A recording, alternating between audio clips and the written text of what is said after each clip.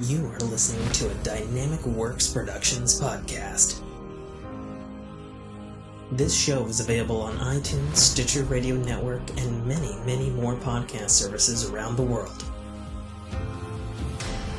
You can find all our content, music, videos, books, podcasts, and more on our website, www.dynamicworksproductions.com. Have questions, comments, or concerns for us? Head on over to the social tab on www.dynamicworksproductions.com if you'd like to talk to us. Now, on with the show.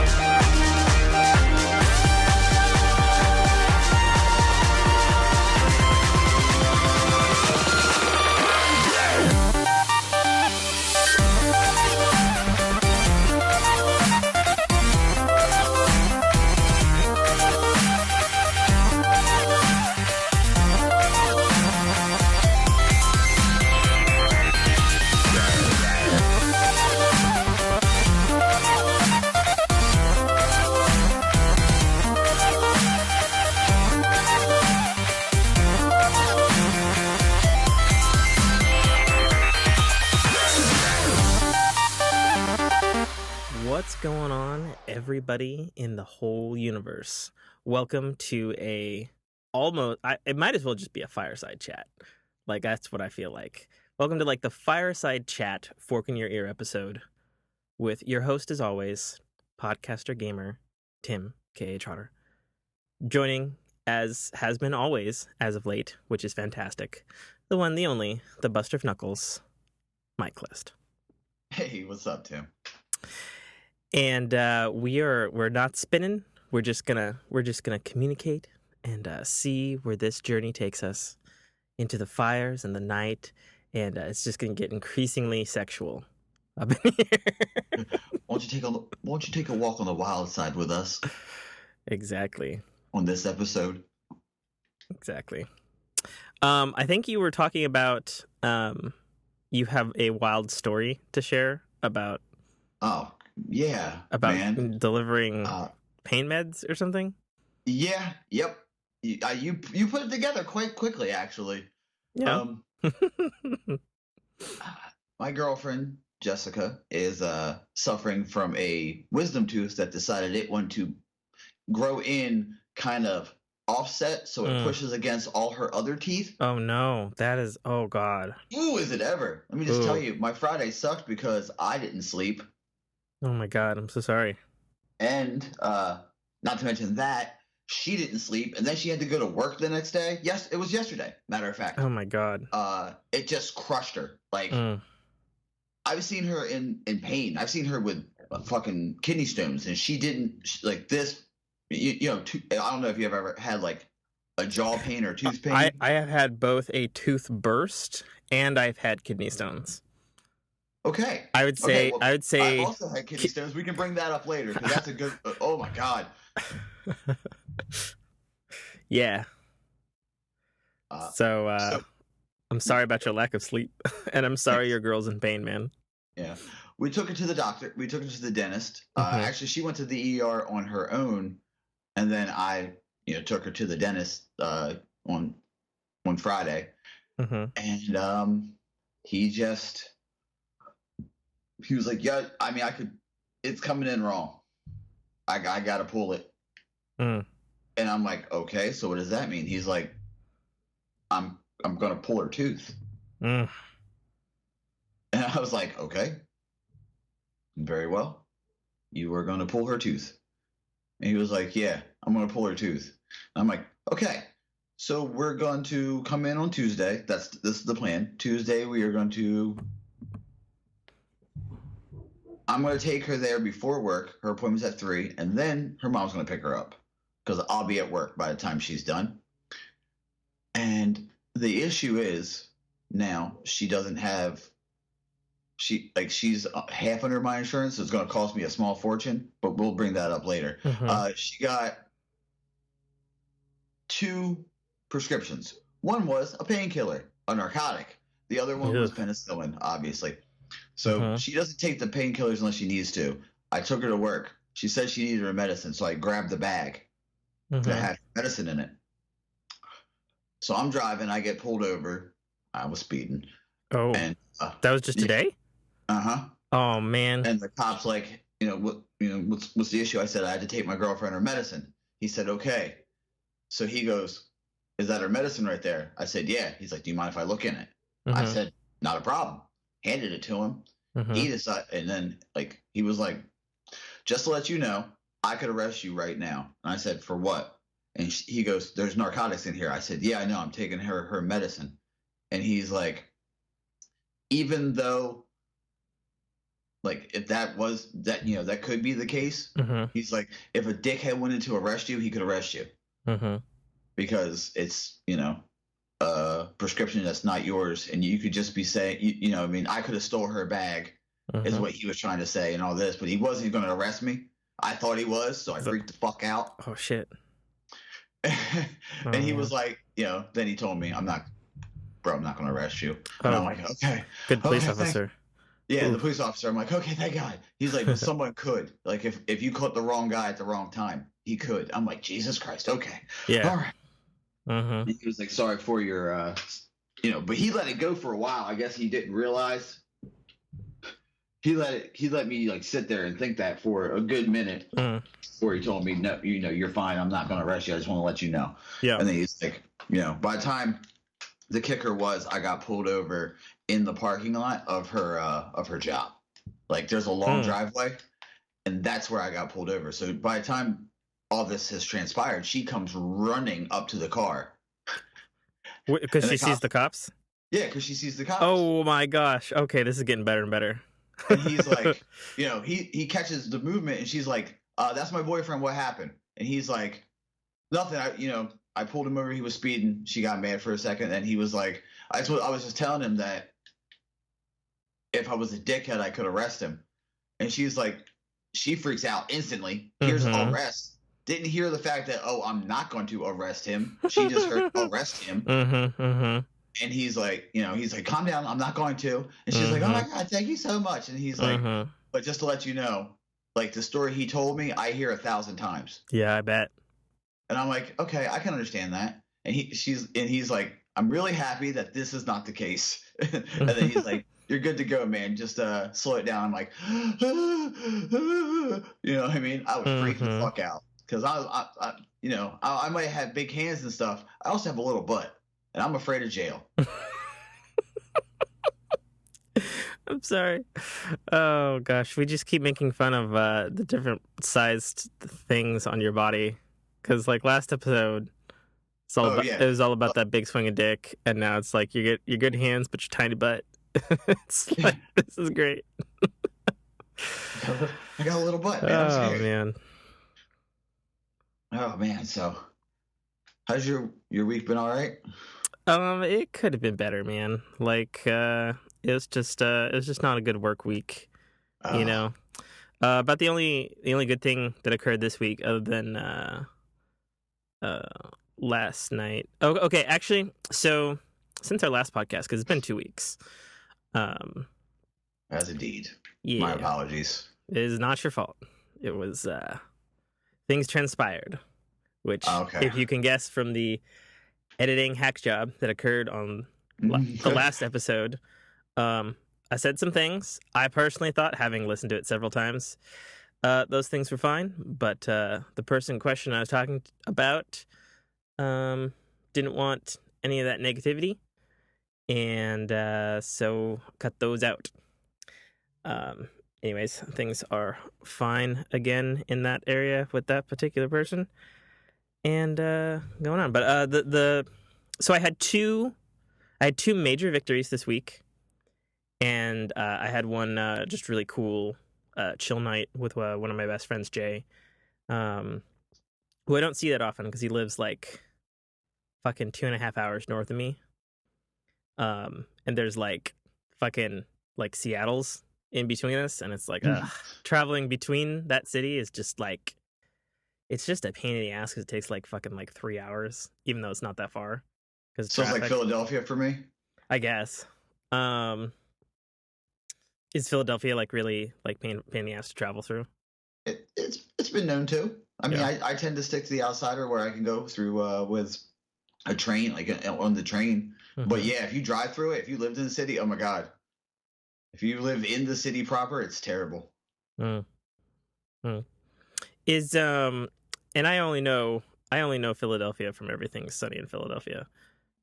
Is it a nice town or is it a trash town? Like most major metropolitan towns are. I mean, I'm guessing it's like Seattle. I mean, there's parts you should avoid, but that's everywhere, right? I mean, sometimes. I mean, like I live a little closer to Tacoma, and Tacoma is one of the oldest cities in America. Like straight up, like I think Philadelphia is. I think. Well, yeah, obviously Boston's the oldest city, right? Yeah. Like historically and whatnot, but it was like San Francisco and like Tacoma, I think, came up around the same time. But anyway, like Tacoma is really old, and it's actually really San Francisco. And there's a lot of hills in it and stuff, which is very weird. But it's there's memes online of like the Lion King, with like fucking Simba. What the fuck was his dad's name? Mufasa? Mufasa. Yeah, Mufasa. And Simba's like, what's that dark area over there, father? And he's like, that's Tacoma. You must never go there. like there's memes like that in my state. But it's generally considered more of like trash town. And like Seattle's definitely a trash town too. Like, I don't know, they're all trash towns, I guess, really. I don't know where I'm going with this. Okay. Why the fuck were we talking about cities? I don't even know. Oh, because my boy Jay came down. He's a freelance cinematographer, and editor and director and all that sort of jazz. But he is like one of the biggest Star Wars nuts that I know. Like he's like encyclopedic Star Wars, whatever. And we'd both seen The Last Jedi. We were actually going to see Last Jedi together, but we couldn't get tickets to the same goddamn theater, so we saw it. What is happening over there? Sounds like you're building a Lego thing. No, I had to get up. My chair was falling. Oh, your chair? What do you mean it's falling? It's one of those like webbed chairs, and I was falling through. Webbed chairs? Yeah, it's like think like a bouncy spring, like a net, like a net. Yeah, camping, like a net of bungee cords, or like like the kind you'd have, like Hawaii or like near the pool or whatever. Yeah. Oh, I have that in my office because I sit low. Oh, okay. That makes sense. Like I sit low for everything, and is that just a personal preference, or is that like a ex-army thing? Well, I mean, I've always sat on my heels, but I think it's because I was always used to sitting low, like when I was deployed and stuff. Mm-hmm. But yeah, I sit low, and I was falling through. Okay. Fair enough. I was falling side. Sorry. Is it just have a does it have like a back, or? It's sort of like a C, like a curve. Okay, I think I've seen those then. I think I know what you're talking about. Cool. My apologies. Yeah. Anyway, no, I just I had really good sushi at my favorite local sushi place, and then All right, what's your role, man? I gotta ask. What do you go with? so my favorite local sushi place has in my opinion they have three killer rolls. They have a rainbow roll that is delish, which is a basic one. They have one called a Lion King, which is my personal favorite. And then they have they call a volcano roll, which is my second favorite. But I gotta say, this volcano roll, so they got a second sushi chef. Okay. And like, this sushi place is one of those places that's like, it doesn't look like it's gonna be a good sushi place. You know what I mean? Like it's like this hole in the wall kind of restaurant. And the old Japanese sushi chef guy, like he makes boss sushi. And then sometimes, depending on the day or the hour you come in, you get like this young, bald Korean guy, and that fucker does not know how to make sushi, and it's not good. You know what I mean? So sometimes you're rolling the dice, unfortunately, at this restaurant. But the price is like super good, so it's like, okay, I'll roll those dice. You know what I mean? Like it's not outrageous, and it's not so cheap that you feel like, oh gosh. It's not supermarket sushi. No. Okay. Now, is this place like in a strip mall, or is it like a freestanding restaurant? No, it's in like an outdoor strip. It's like right next to the chiropractic place I go to in the parking lot of a Walmart. Okay, no, that's always the best sushi. Yeah. What was I saying? So anyway, so this volcano roll that I normally get, like they stepped their fucking game up on it. Like I thought it was fantastic before, but this was like aesthetically and artistically, it looked boss as shit, and then it tasted better than ever. And I was like, oh my god. And my boy Jay, because he loves sushi as well, he was like, this better be good fucking sushi. I drove 3 hours. and I was like, I hope so too, man, because this is my place. And he's like, okay, this is boss as shit sushi. So but the volcano roll is basically I think it starts as like a California roll, and then it's hot spicy tuna with scallops and like this sort of like volcano cheese, and then it's got like I think salmon eggs on it. Okay. And it's just super boss. And then their Lion King is real simple. It's crab and whatever the fuck those like the little green things are that they put in sushi. And then they have like a perfectly like ultra thin sliced premium piece of salmon that is hand like what do you call it? It's basically like the propane lighter, but what's the thing they do in cooking? Oh, when they torch things? Yeah, the like creme. It's a butane torch. Well, yeah, I know that, but there's like a word for it. Like it's like a they brulee. Yeah, so they brulee the fucking salmon, and then they have this like I don't even know what the fucking sauce is, but it's like yellow and black, and it's in like lion stripes kind of thing. Oh, that's dope. And that's my personal favorite. That's fucking dope as shit. And then a rainbow roll is like, I mean, I think everybody has a rainbow roll. It's just like 8 different kinds of fish, but it's a really good rainbow roll. So it's like, so those are my 3 base, and then, I try to try other stuff though. Have you ever tried uni? Oh, what the hell, dog? What are you barking at? I assume you can hear that. Yeah, we live. I have a German Shepherd. I have those ears. Yeah, that's right. We had that talk. I think it was off podcast though that we both have a German Shepherd. Just hilarious. So, yeah. We both have a Jessica. We both have a German Shepherd. Like, why don't we live down the street from each other? I don't like. I don't get it. Why are we not neighbors? Or exactly. It'd be great. But what was your question before my dog went off? Oh, have you ever had uni? Maybe. Explain what uni is. Uni is the roe of a sea urchin. It's orange. Roe of a sea urchin. And it tastes like ocean candy, if that makes any sense. Now I know you knew I lived in Japan, so did you? I'm sure. Yeah, I lived in Japan for 2.5 years. What? I don't remember knowing this. Yeah, I was stationed in Japan for 2.5 years. Fucking tell me everything then.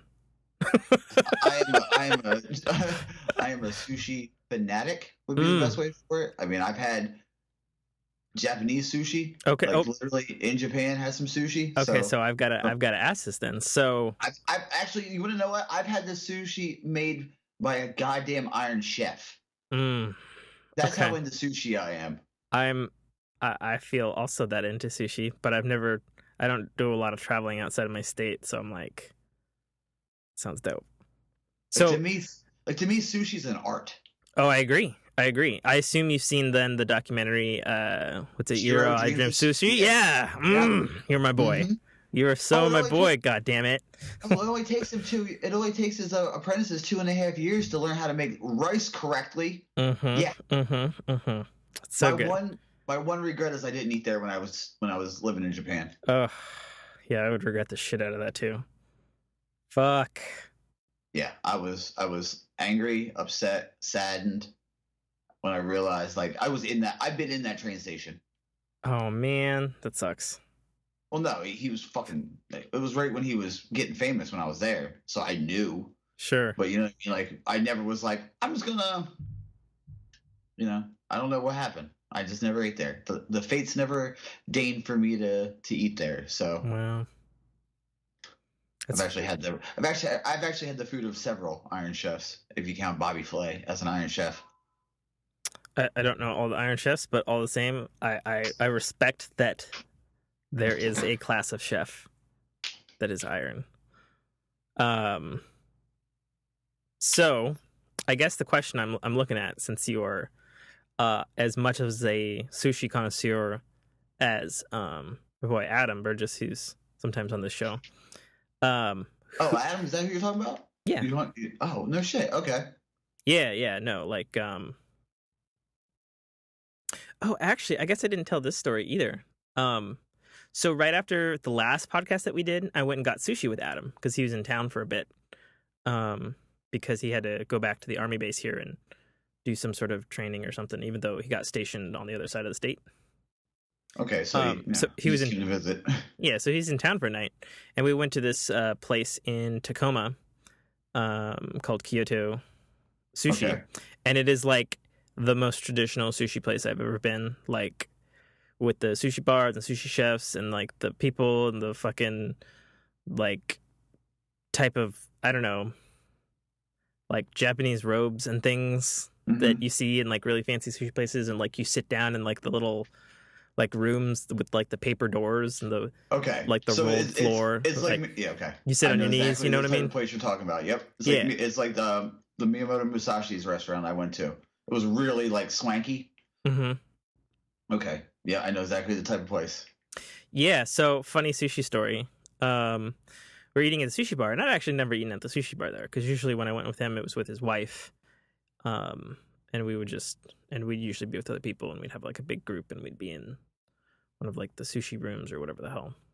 But like I actually like the sushi chef. Like I went to go eat this one sushi roll. I don't remember what it was. And it was really big, and like I couldn't fit it all in my mouth, you know. And so I bit it in half, and he went, no, whole roll in mouth, sir. And I was like, yeah. Like I understand, but I couldn't fit it. Like, I'm sorry. It'd be more disrespectful for me to throw up on this table. Yeah, like it was just your choice.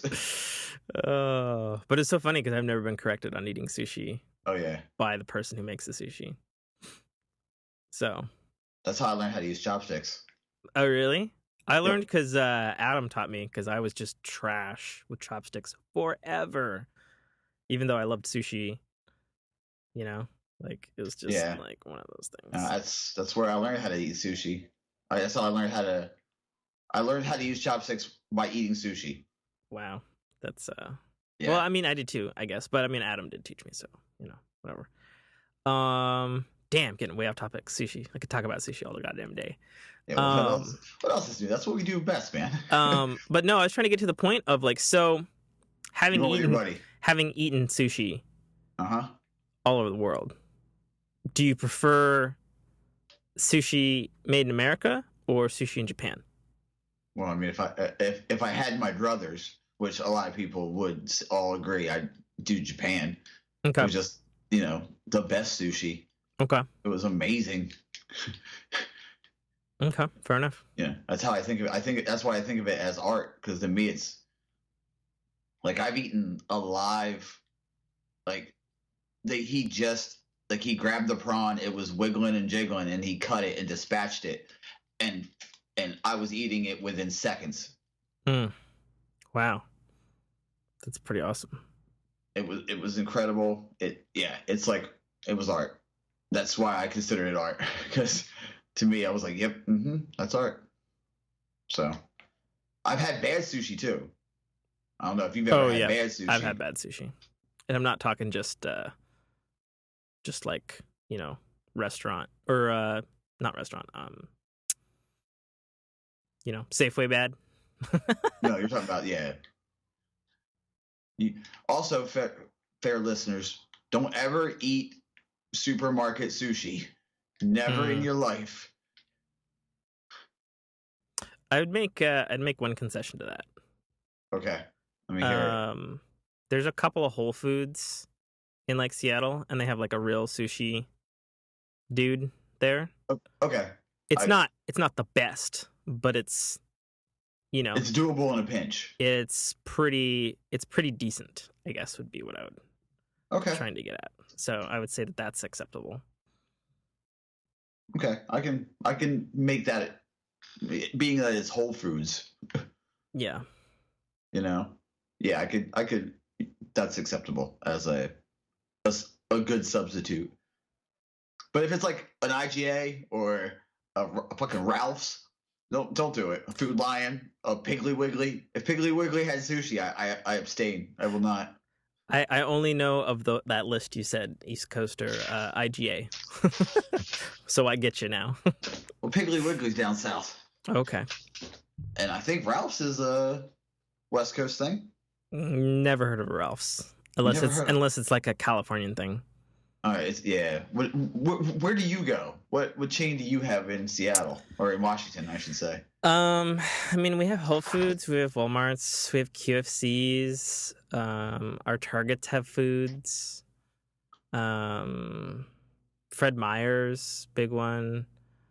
We used to have a place called Top Foods, which then changed its name to Hagen, which is like a general West Coast brand, and they were really dope.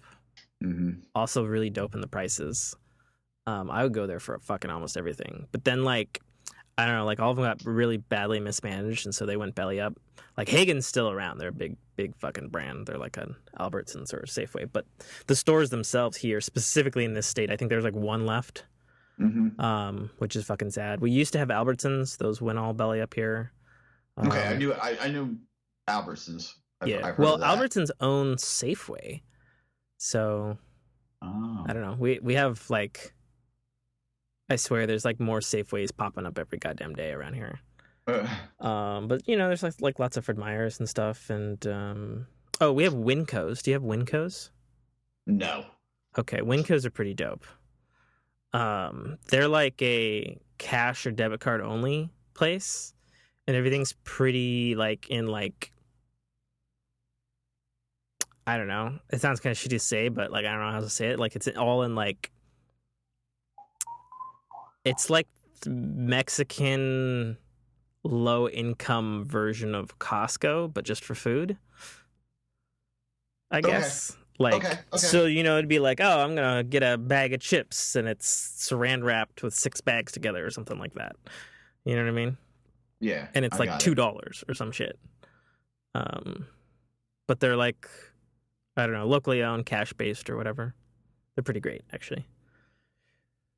So we got a bunch of those, and then obviously we have some Whole Foods, and then we have, specifically and only in Seattle, we have like 2 or 3. It's called Metropolitan Markets. Okay. And then also specifically, I think there's one in Seattle. No, two in Seattle, and then one in Bellevue, which is the rich bitch sister city. I've heard of Bellevue. Yeah, because it's where all the fucking game studios are. Yeah. The cops coming for your narcotics again? I have no idea what the fuck is going on. Is it on your street? I live down the street from a firehouse, but that's super loud for how far that is. Jesus Christ, man. I see. Okay. Hey, fuck faces, knock it off. Wow, that's good. Maybe they're testing. I don't know. I mean, I don't know. Oh, and then the other thing that we have in Seattle is a thing called. I'm gonna fucking fuck up the acronym. It's like PCC or PCP, I think, and they're like. Okay, terrible last one. PCP is a terrible name. It's probably not. People PCP. show up like, is this where you get PCP? I think it's PCC, and I think it's Pacific Central Co-op. Okay. And they're like even like ritzier, rich bitch, even more organic than like Whole Foods. Oh God, I've been to Whole Foods. Oh, and then we have Trader Joe's, but none of them are within 50 miles of me. So I'm like, I don't fucking go to Trader Joe's. Really? Yeah. Like I know Trader Joe's, like I've been, but it's not like when I took a trip to California last year, it's not where like there's a fucking Trader Joe's every goddamn freeway exit, like it's not as prevalent up here. So why the fuck are we talking about supermarkets? Dude, it just happens, man. I'm telling you. Yeah. We could just conversate about anything. This originally started because your buddy came and you had good sushi. Then we had bad sushi. Yes. But then we got into supermarkets because we were talking about how terrible supermarket sushi is. And then we just started talking about good supermarkets to go to. Now, I know, and we were talking about the keto thing earlier, that you have like a dietary issue. Yes. And you were asking me how you would adapt it to keto. Yeah. Like what are your what do you have to avoid? So the biggest things for me are really weird stuff. Like I can't do any kind of malt. I can't do vanilla. I can't do grapes. I can't do spinach. And I can't. Did I say vanilla already? I can't do vanilla. Yeah. I'll say that again. You can't do kale then, can you?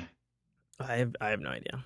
It's a list. There's like 150 things. Like I'm not really supposed to do carrots, and I'm not really supposed to do broccoli. I'm not even supposed to do like the white part of an egg. I can't do gluten. I can't do high fructose corn syrup. I can't do clams, which really pisses me off. You like Clams Casino? Clams Casino? Like clam chowder? What are you talking about? No, Clams Casino? You've never had Clams Casino and you love clams? I don't know what that is. What is that? Oh my goodness. Hold on. Let me get the rest of it. I'm ashamed that I don't know the recipe offhand. But what's a Clam Casino? Clams Casino. It's a recipe? Yes. I mean, it sounds good. Is it like you build like a little food casino of clams? Like I like clams. Like I like breaded clams. But obviously I can't have. Okay, Clams Casino is an on the half shell dish with breadcrumbs and bacon. It sounds good. There you go. It's covered. Like, have you ever remembered something so well? Like you have the idea in your head and you just can't put into words sometimes because you're like, it's so easy. How can I explain this? Like for me that was so easy. I couldn't put together. It has bacon and breadcrumbs on it, and it's baked. Like that's how hard it was for me to say that because I'm like, that's like you saying you don't know what chicken and dumplings is. I totally know what chicken and dumplings is. Well, I call it chicken pot pie, and apparently people think that's weird. It's weird because it's not the same. It is for me. That's how I know it. It's a family thing more than it's East Coast New Jersey thing. But I mean, the difference between like a pie is like a pie crust, whereas a dumpling is a type of water biscuit. Oh, I understand. I understand how it's broken down. It's just that's just how I was like growing up. We called what people call chicken and dumpling chicken pot pie. Mm-hmm. So I had a hard time when at restaurants and I wanted chicken and dumplings and I'd say chicken pot pie and I would always get the same fucking thing and I would lose my mind about it because I'm like, this isn't what I ordered, but I'm going to eat it. So I've had chicken pot pie. I've actually had both. Mm-hmm. So I know what to order now, obviously, but when I was growing up, I didn't understand. And then it was like, oh, these people don't talk like us. So, okay, so I'm still confused. So is a chicken pot pie in your mind when you say that, you mean chicken and dumplings? I mean chicken and dumplings. So then, like, what do you do when you're, like, in a fucking, like, grocery store and you've got, like, a fucking frozen Marie Callender's pot pie? Or a Dinty Moore pot pie? Listen, you're talking to the guy who thought Mississippi Queen was about a fucking boat? Is that a movie? I've never heard of it. Mississippi Queen is like a famous song. Oh. Classic rock song. Okay. Oh, by the band Mountain. You've never heard Mississippi Queen? I don't know. Maybe. I don't know. Do you like classic rock? I do, but I'm not good with names of like classic rock. I feel like I should play it on YouTube, considering I know how loud my phone is now for this. Oh dear God! So you can hear what it sounds like because you know the song. Okay, you can play 29 seconds of it. 29 seconds. Oh yes. Yeah, because that's the law thing. All right. Are you ready, sir? Yes. Okay, go. The beginning is very iconic. Okay. Hey Google, God. I've got a boyfriend. I'm sorry. Who has a boyfriend? What is this song? It's Google. It's a Google ad. Oh dear God.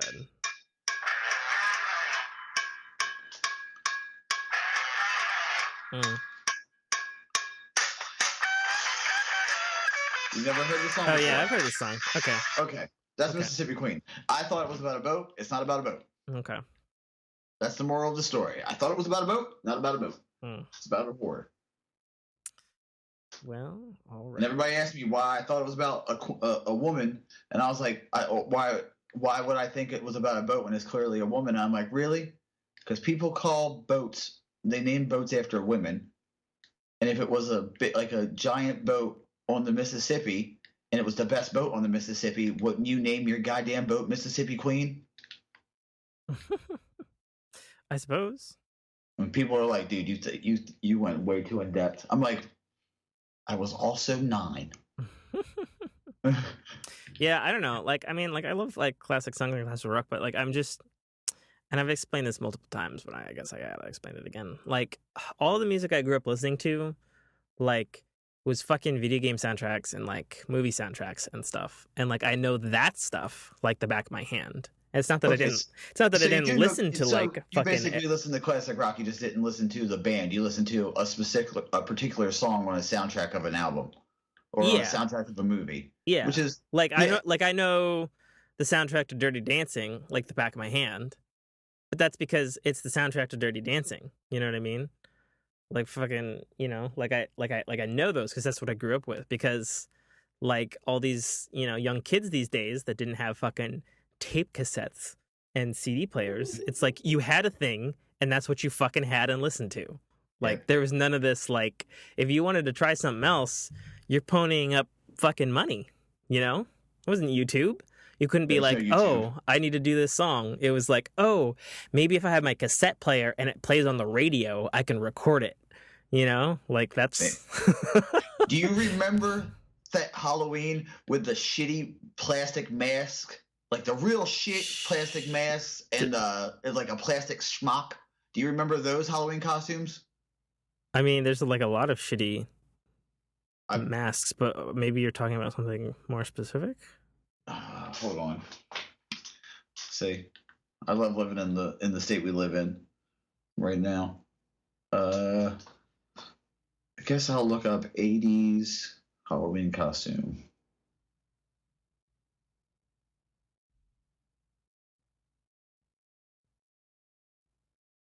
See, I have no idea. You can't. Okay, it was basically like a shit mask. Like it was a piece of plastic with a string around the back, and it was like the edges were kind of sharp. Mm-hmm. And like, did people get like cut on it or some shit? I mean, by the end of it, you were. Okay. But like, yeah, I mean, I think the best way to do it to describe it was like a plastic, like it was just a shit. It was maybe like $10 for a whole costume. Okay. Like that's how poor quality it was. But that was like what I was born in '82. Mm-hmm. So. And I was born in '88. Yeah. So there might be a small difference, but it was I remember having a costume and being like, trying to yell at my mom with a damn piece of hard, rigid plastic with like very small holes on your nose and your mouth so you could talk and or breathe. I mean, I had some costumes I think I got from like cereal boxes. Like you like cut off the little stubs and Yes, you like that get like a mail order in thing, and it's like the shittiest fucking thing on the planet. That's it. That's okay. exactly what I'm talking about. Okay, cool. That was my next step because I did the same fucking thing thinking it would be better when the Legends of Zelda cereal came out. Gosh. There was a Legend of Zelda cereal back in your day? Yeah. That's awesome. I want to let you know, Tim, you know my favorite game is Zelda, right? Like my favorite game is Legends of Zelda. Really? Yes. I did not know that. This is a beautiful segue, by the way, because I was going to talk about since obviously our girlfriends are never listening to this podcast. Not once, not ever. She heard the frozen gummy bear story and was like, I don't want to know that about you. And I'm like, I told you everything. And she's like, you've never told me that. I'm like, I did. I tell everybody that. That's my fucking. I was like, that's my goddamn free bird. Frozen gummy bear story? You've never heard the frozen gummy bear story? Either that or I'm just having a fucking senile ass day. Like, go on. Oh, okay. So we've already covered I lived in Japan. Yeah, which is amazing, and okay. I need to know everything. I need to know every day about that goddamn. I know I told you this story. I know I have because, like I said, this is my goddamn free bird. Like this is when I want to be like, you want to know how crazy my life has been? This is one of the stories I tell. I can't believe this. Anyway, moving in. So I had some great friends in Japan. Okay. I had the ultimate wingman in Japan. My roommate was the ultimate wingman in Japan. Okay? Okay.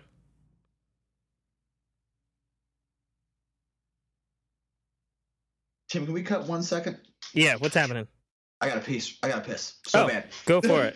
Cut! Mike's gonna piss? All night? Talking like Schmitty? Up in here? Parkour! Oh, God.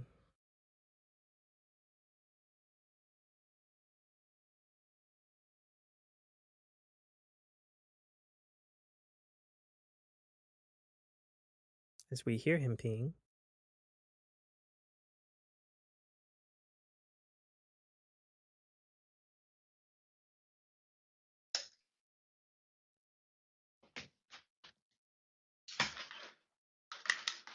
Thanks, man. I drink at least 1.5 gallons of water a day, so. Oh. You missed me just saying Schmidt lines. Oh. I love that fucker show. Okay, so. That's why I gave you a long quiet before I said anything, so you could see it. Oh, okay. I was just gonna yell "cut in" again. You can. Yeah, I'm sure you could just yell "cut in." Cut in. Now this dude was known as the best wingman. Like he's done this countless times, and I've asked him how long he's been there, and he said this is my only duty station. So he was there for at least 12 years. Greatest guy ever. Okay. He was like Van Wilder, but in the Marines. Like he wouldn't get promoted. He would deny he would be like, nah, and fuck up, just so he doesn't get promoted. to sergeant. Wow.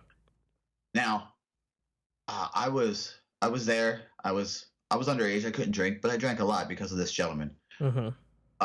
So we go out to Wait, a what club. do you mean? I thought you were. When did you go? No, I turned. When did you go? When I was 18. Oh, wow. Okay. These things Dude, I'm learning. I joined the military. I enlisted. I went to boot camp September 2nd of 2001. Wow. Okay. I was in boot camp when September 11th happened. I've never seen September 11th. I know what happened because of it, but I've never seen the footage.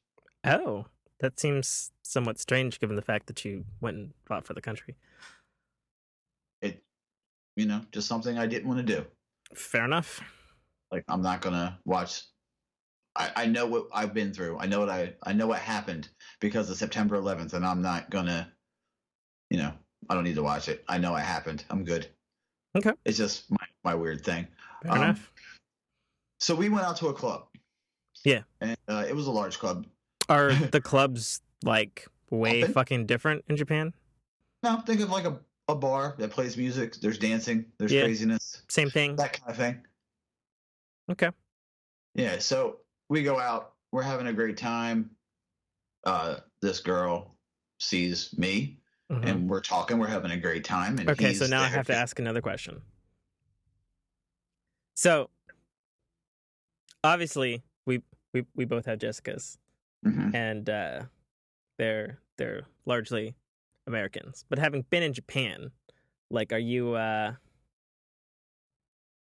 do you like the Asian opposite sex? Some. It's not my thing. Okay, fair enough. But this girl in particular was Brazilian. Oh, Jesus. Okay. Oh, well, I'm sorry, Portuguese. Close enough. Yeah, a lot of Portuguese go to Japan to teach English because it's really high paying. If you go and teach English in Japan, you are paid well because every kid at kindergarten is taught English. Really? I didn't know that. Cool. So we get there, we're having a great time. She has two of her friends, as girls do. Yep. Right? I'm like, here's my buddy. Let me introduce you to my friend here. So he was talking to her two friends, and I was talking to the girl that I was speaking with. We'll refer to her as girl A for the ease of the story. Sure. So I'm talking to girl A. He's talking to girl B and C. Girls B and C. Call them that, right? For the ease of this story. So I'm talking to her. She's like, the night's going well. A few drinks were had. Hey, come to our place. Come to my place, and we'll yes, I slung the hammer. If that's what you're asking. Okay. So her, as girls do. Well, what about my friend? Turns out he was like, he has negotiated a menage a trois with girls B and C. Jesus. Okay. Yeah. Oh, this guy wasn't like hideous. No, he was the best wingman because he was a fucking looker. Yeah. It was like I was buddies with goddamn who did we say he looked like? Fuck. Ryan Reynolds? No. Ryan Gosling? Josh Hartnett. He looks like. Oh, okay. He was that kind of guy. He was from the South too, so he had like an accent. Girls loved it. I have a friend who looks like Josh Hartnett, only like a midget version. Like a small person version, like an actual small person. No, he's just really short. Oh. Okay. So that's why he was such a good wingman. Was because he was handsome. Yeah. Awesome. Yeah, exactly. That's what you want. Yeah. So they're like, we'll go back and this. So it turns out though that they were midway into this. At the end, you'll get this, right? Okay. He was trying to get with one, and the girl was like, "No, you got to get with both of us. Is that okay?" Wow. And he said, "Yeah." And the girl was like, "No, you got to understand. this is like a tricky situation. And he thought that they were lesbians. Mm. That was what he thought. He was like, yo, I'm going to take these two, I'm going to go back with you with these two lesbians and we're going to have a three-way. I don't know why. So we separate to the rooms. Mm-hmm. This is going to make more sense in a minute. Good. Things happen. I wake up at 5:40. I wake up about 5:45, 6 o'clock in the morning to a soft buster on the door. Okay. He's holding my shoes, saying, "We gotta fucking go." Oh dear. Okay. I thought he was robbing him. Okay. I got my pants, my shoes, and then left. Okay. We're hauling ass down the street, and I'm like, "Yo, what happened, man? Did you rob him?" He's like, "No, dude. Listen, here's what happened." And I was like, "Okay." Now the tricky situation wasn't because these girls were lesbians. Yeah. It was because one of the girls was a dude. Oh. Like full situation. A transgendered is the term they use now. I don't want to be one of those guys that, get blown out for this. Mm-hmm. She was quite attractive. I'll admit this. Okay. Sometimes people do really good work. Yeah. Doctor was good, apparently. Mm-hmm. So he was like, oh, okay. And the girls were like, well, if you were okay with this, we can go on. And I was like, so what did you do? And he was like, he looked me straight in my eye, Tim, straight in my fucking eye and said, I fucked that dude. Wow. So my instant reaction was, what was it like? That would be your reaction, right? What's it like? Yeah. I mean, he goes, and I quote, it's like sticking your dick in a bag of frozen gummy bears. Oh. Sticking your dick in a bag of frozen gummy bears. He told me. My question was, instantly I said, how do you know what that feels like? So when we got home, we got back on base. I stopped at the local store, at the PX, BX, whatever you want to call it. Yeah. Different branches call it different I actually know what they are. Okay. I get you. I bought a big bag of gummy bears, put them bitches in the freezer. 3 hours later, pulled it out and put my fingers in it and went, okay. Oh my gosh. That is I have definitely not heard that story. Like, oh my god, he was the greatest wingman in the history of mankind. Wow. That's This is also the dude who got jerked off by an 86-year-old woman. What? Oh, this is just a Buster story time? I guess. This just evolved into a Buster story time? Yes. All right. Well, we go to a city, a big city. Rhymes with Rokio. Why don't you just say Tokyo? I could just say Tokyo. Oh man. So we go out and there's a bunch of us. It was actually two of my good friends were leaving. Like they were going back home, like getting out. And as was tradition, you climb Mount Fuji. When you get there, you climb Mount Fuji when you leave. So I've climbed Mount Fuji several times. That's awesome. People and saying bye to them. That was like the last. We'd watch the sun go down, and then we'd walk back down. Is basically how it worked out. So I've climbed Mount Fuji several times. That's go out. Also awesome. We're having a great time. We're partying. We're drinking. This is when Buster drank. Mm-hmm. These girls are like, "Hey," and I'm like, "That's a setup." He was like, "How do you know?" I'm like, "That's a setup." And he's like, "What do you mean?" Because they were like, "Come back, massage, massage, massage." They were like pointing back to a hallway, and I'm like, "That hallway? No, sir." And my boy's like, "I'm gonna go," and I'm like, "Come on, dude, we have dinner reservations. Let's go." So we have dinner. We're having dinner. He disappears. He's like, "I gotta go pee." Gets up and walks away. 10, 15 minutes go by, and I go, "Hey, where is he? Where's my buddy?" And I was like, "Oh, fuck. And they were like, "What?" And I was like, "He went with those girls." So we come running back. We're like, "Have you seen our friends?" They're like, yeah. He's back here. I'm like, "Fuck. Okay, we're going to get robbed. Let's just go." So we go back there, and he comes walking out with a big smile on his face, and I'm like, hey man, what happened? And he was like, I got a massage, and I'm like, and then what happened? He's like, then they jerked me off, and I'm like, all right. And then I saw the lady walk out, and I go, did she jerk you off? And he goes, yeah. If you're gonna listen to music, you would go to Mozart, right? Wow. This guy. Listen, I've had comics listen to these stories and go, you could probably just tell them on stage, right? It's like you'd have to punch them up a bit. Oh, sure. But you could go on stage with those, and some people would like that. And I'm like, no, man, I'll just tell them on my podcast. It's cool. Yeah, I've had people tell me that about stories that I think I've probably all told at this point on one podcast or another. You've had a podcast years than I have. Yeah, but I mean, like, there is a thing about it. I mean, look at Kevin Smith, writer director, and he sometimes just does. I mean, first of all, he is a podcaster, but he also, just like gets up on a stage and tells stories,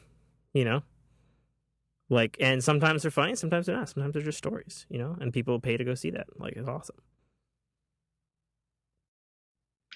So, but yeah, so those were my two best. Those are two of my best stories. Those are pretty awesome.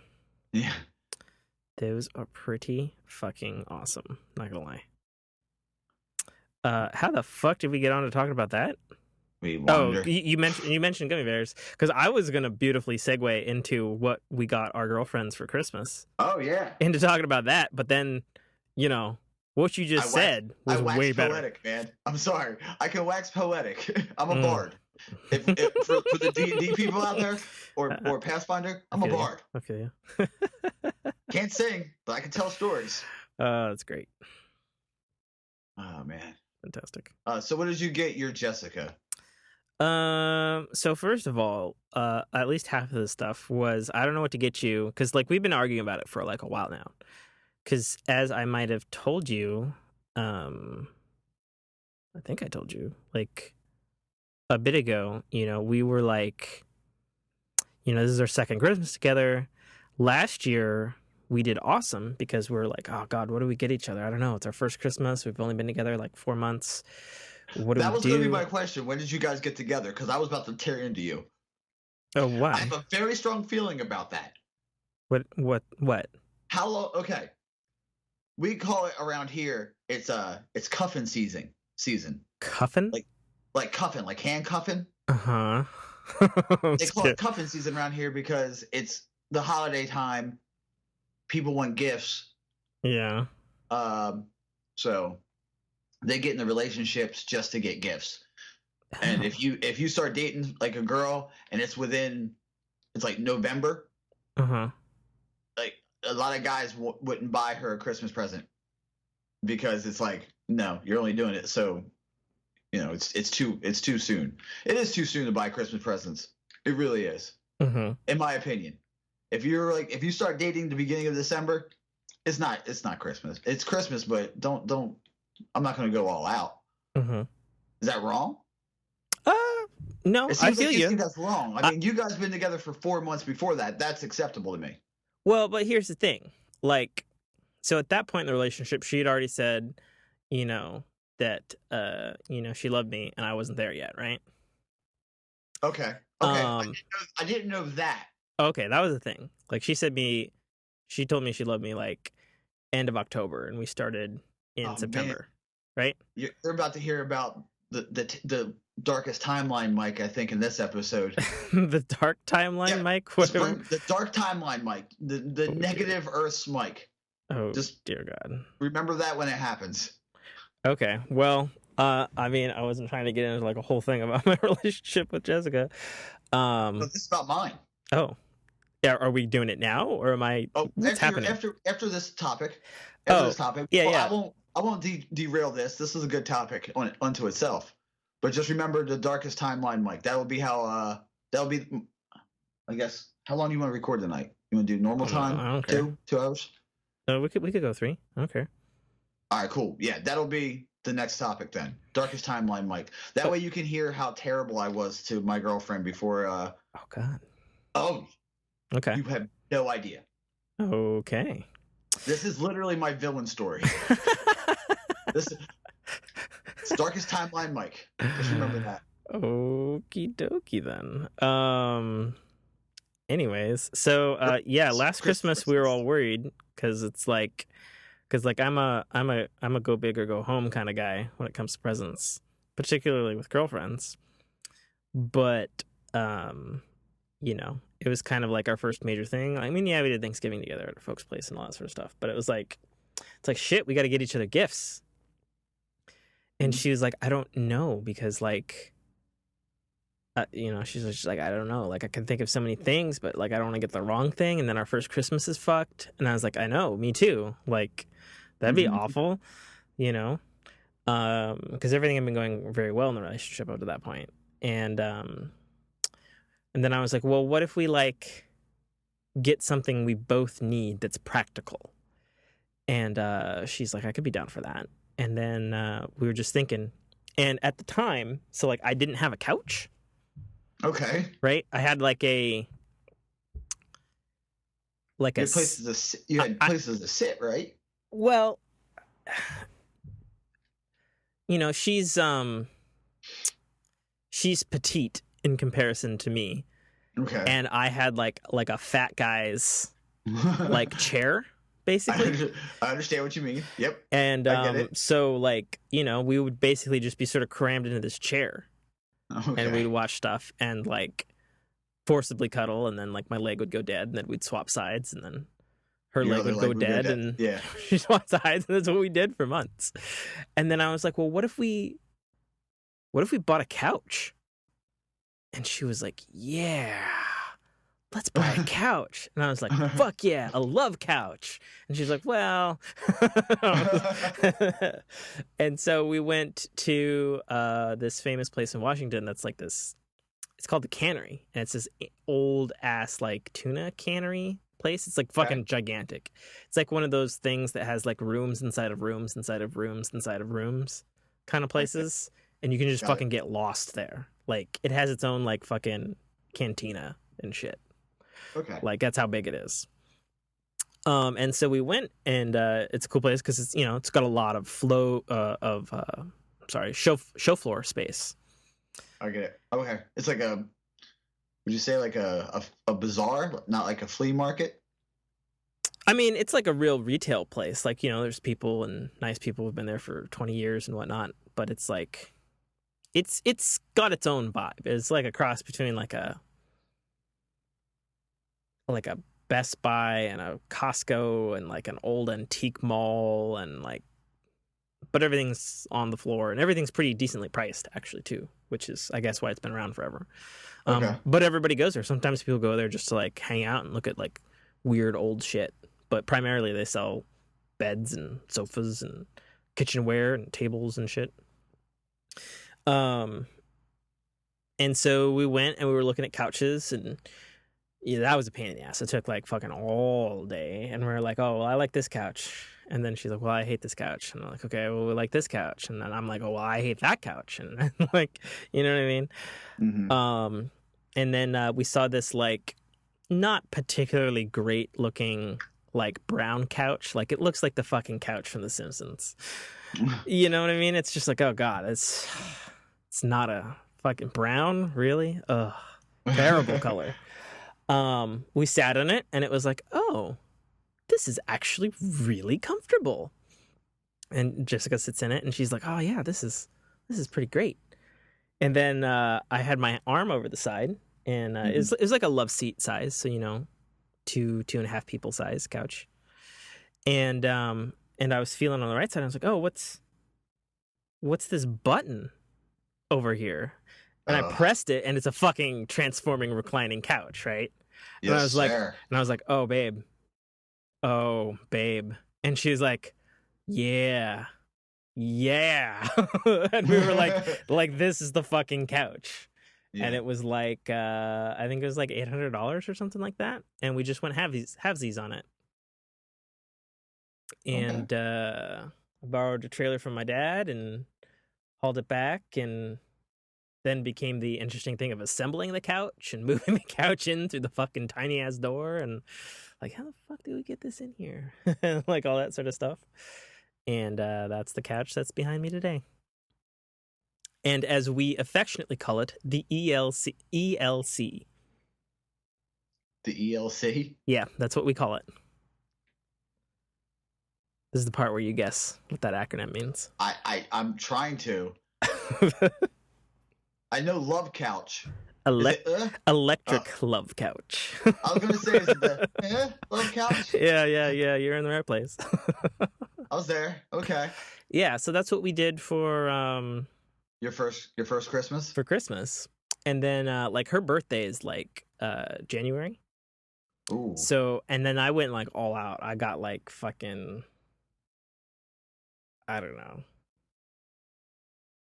more than half a thousand. You went crazy. Yeah, I went crazy. Like I just got like shit tons of Skyrim stuff and T-shirts and mugs and like little nerdy jewelry and like all kinds of shit.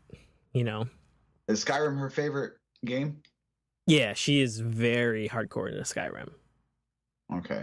Like, she loves Skyrim. She's got a bunch of Skyrim stuff. She's got a Skyrim beanie. She's got a Skyrim necklace. She's got a Skyrim ring. She's got Skyrim earrings. You know, she's got the remastered edition on Xbox One. Yeah, she's big Skyrim person. Okay. And so, like, you know, I felt very good. Like, I outdid myself and stuff. And then Jessica, for my birthday last year, she got me 2 video games that I wanted, which is, you know, awesome. And then she got me tickets to see my favorite comedian of all time in person in Tacoma. And it's like, fuck me, I've never seen him in person. And, like, that is the greatest gift of all time. Who's your favorite comic? Christopher Titus. Okay, that's a good one. Yeah. By the way, fantastic in real life. He's also ridiculously tall. like he's, I don't know what height he is, but he's like 6'5", 6 something. Like, he's up there. He's fucking up there. He's a tall dude. He's a fucking tall dude. Okay, that's an acceptable one. I at least you didn't say like Carrot Top. Is Carrot Top tall? Comic? Carrot Top, get the fuck out of here. No.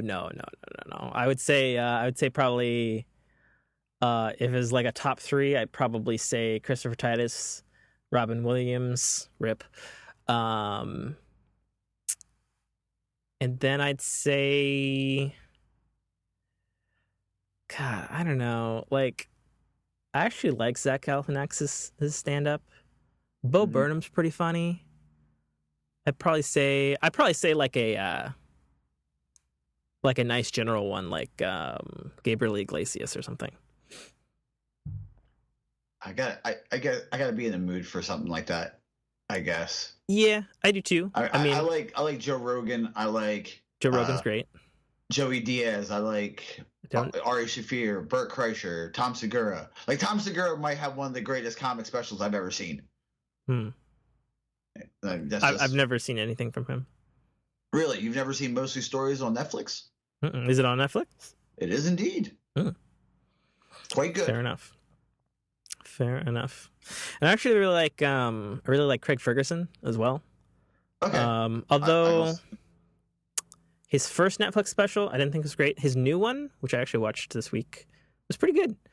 But I think I prefer him as a stand-up, or not a stand-up, as the late show host. Like, I loved when he was running that show.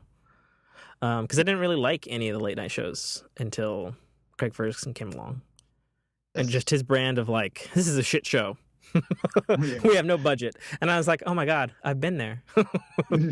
Sort of, you know, with like podcasts and whatnot. But Tim, what did she get you for Christmas? What did she get you for your birthday that year? Oh, I just told you. The 2 video games and Christopher Titus.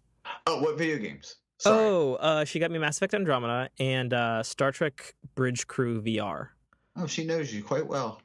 Oh yeah, no, it was fantastic. Particularly the Star Trek thing because, like, Yeah. you know, have I told you the story of that game? The start. I think you have. Have I?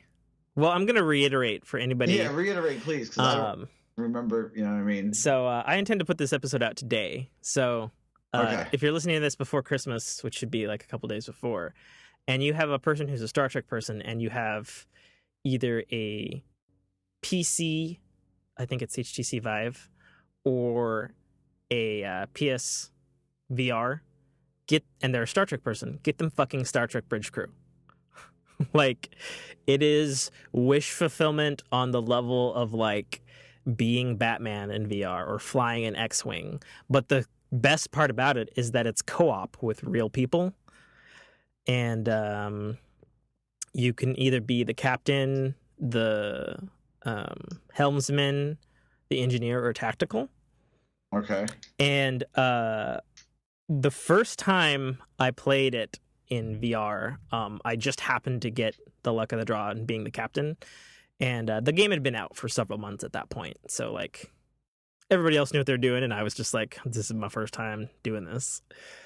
And, like, the thing about VR is in this particular thing, like, people have a headset on. So, like, when you're looking around and you see, like, a dude in a red shirt and his mouth moves when somebody's actually talking to you and his head is turning and looking at you, and even though it looks stupid, it's like, this is still the greatest thing ever. That sounds amazing. And you see their hands move and shit because it's all hand motion controlled and all that sort of stuff. Oh, that is fucking amazing. But the greatest part is, like, the sort of, like, breaking the fourth wall thing. It's like, you'll be like, all right, helmsman, take us out, heading blah, blah, blah. And he'll be like, aye, aye, captain, but he's like he doesn't have to say that. He like, that's just a dude. And they're like fucking true role playing in Star Trek. And then, the tactical is like, looks like, Klingon here. Should we charge the phaser banks? And then, I'm like, yeah, engineering, like put the shields up and scan the thing and shoot the stuff. They're like, aye, aye, captain, and then we like get into it and like the shit's going bad, right? And and tactical's like, our shields are down, captain. I'm like, engineering, can we like reroute power from something? And he's like, I don't fucking know, maybe. And you're just like, can we try? And and then helmsman's like, captain, I'm gonna fly behind the asteroid and like try to dodge some rocket fire to give engineering some more time. I'm like, that's a great idea, you do that, helmsman. And then I look over at engineering and his hands are like flying about furiously, and he's like, okay, I think I did the thing to reroute the power. I think I gave us more power. Do we have more power, tactical? And tactical's like, yeah, that's great. All right, fire the torpedoes. It'll kill the Klingon. We're like, yeah, that's great. And everybody's like, yeah, that's awesome. Woo. And then I look over and I see my engineer, and because it mimics, like you've got a VR headset and it's tracking body motion, and so I see the helmsman or the engineer guy, and I see him like bend like lower or whatever, like looking under like what was like his desk on the bridge of the ship. Mm-hmm. And then I see his hand go up and like his hands sort of come together, and I hear this and I see him like miming drinking something in the video game, but obviously he's drinking something in real life. And then he's like, oh man, I'm gonna need another 6-pack after that shit. And it's just like, it's the greatest thing. That might be the greatest game ever. It's super fucking cool. Super fucking cool. So highly recommended to anybody who's interested in VR and Star Trek and fucking role playing for realsies. That sounds amazing. I love role playing anyway. Yeah, I mean, like RPGs, not like weird stuff. Well, it was definitely very weird because it's like, like people when you play that game like tend to get into it. Yeah, like they tend to get into it because it's like, I mean, it's as real as you're gonna get, to being on the bridge of a real Star Trek ship, and like shit happens the way you think it would happen, and then it's like, like you got to like plot a course and like deliver orders and stuff. And the other thing that's really cool that really makes it up is like, so you have those 4 people, so it's 4 real people playing, but there's like little AI dudes like running around doing shit in the background, so you can like see people who also interact with you, like the NPCs. And like when shit gets hairy and like the bridge is on fire, people are dying in front of you and shit, and you're like, oh my god, this is insane. Dying in front of you? Oh yeah, like when you fuck up, and like the front of your bridge is fucked up, and the people have been like sucked out into space, and the force field has come on because you fucking decompressurized the bridge. You can see bodies? Yeah, it's fucking great. Oh my god, that sounds amazing. Yeah, it's super cool. Like my favorite one was when there was like some NPC and he like walks in front of you if you're the captain, and he's like trying to give you something, but then like the fucking bridge explodes and he just like falls down at your feet, and you can see his like little data pad just sort of like physicsing about like the bridge as like shit goes crazy. Like it's great. So cool. So anyway, it's been the subject of much argument between myself and Jessica about like, what the fuck are we doing for Christmas? And I'm like, I don't know, like I kind of have everything I need. Like I got all the games, I got a Switch already, I'm like, I really just like want like to spend time with you and like play games with you and stuff, like I'm at the point where like I'm fine. That can be my Christmas gift. And then she's like, well, but like, she's like, it's never gonna, like, any gift I give you is never gonna be better than Titus. And I was like, it's true. You're really fucked up there. And she's like, I know. Like, yeah, she shot the nuke early. Yeah, she did. Like, that's like this is ridiculous. So anyway, so what I got her, because I didn't know what to get her particularly either. Like we were tooling around Amazon on my Apple TV, because they've got like a little browser app on the Apple TV. So we were flicking around that on the TV, and I was like, oh, you want something like that? What about that? What about this? This? And we were just going through shit. And so I got her like half of the things that she wanted from there, and then I got her some other things. I got her a Zelda Breath of the Wild t-shirt dress thing. Okay. And I got her some like scarves that are sort of Outlander-y, because she's into that TV show Outlander. And God, I'm trying to remember what all the things I got, because I got it like in November. I've forgotten about everything after I wrapped it. I don't think I've ever seen that show Outlander. I've seen it. It's I mean, it's not bad. I just don't think it's for men. I guess is how I'd put it. It's really slow. Like I watched the first 6 episodes because my friends were like, "Oh, you got to see it. It's great." I'm like, it's not bad. It's good. And it's dark, and it's cool. Like, do you know the premise? No.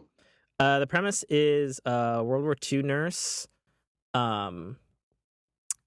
gets somehow thrown back in time to like when like Scotland is like fighting England or something. Okay. And so she's like this girl out of time. Oh, okay. In an even older war, and she gets embroiled in the Scots side of the war or something like that. Okay. So yeah, I don't want to watch that. Yeah, it's. I mean, it's a cool premise, Like it's just not like it's it's from a bunch of famous books. It's just not. It's very historical and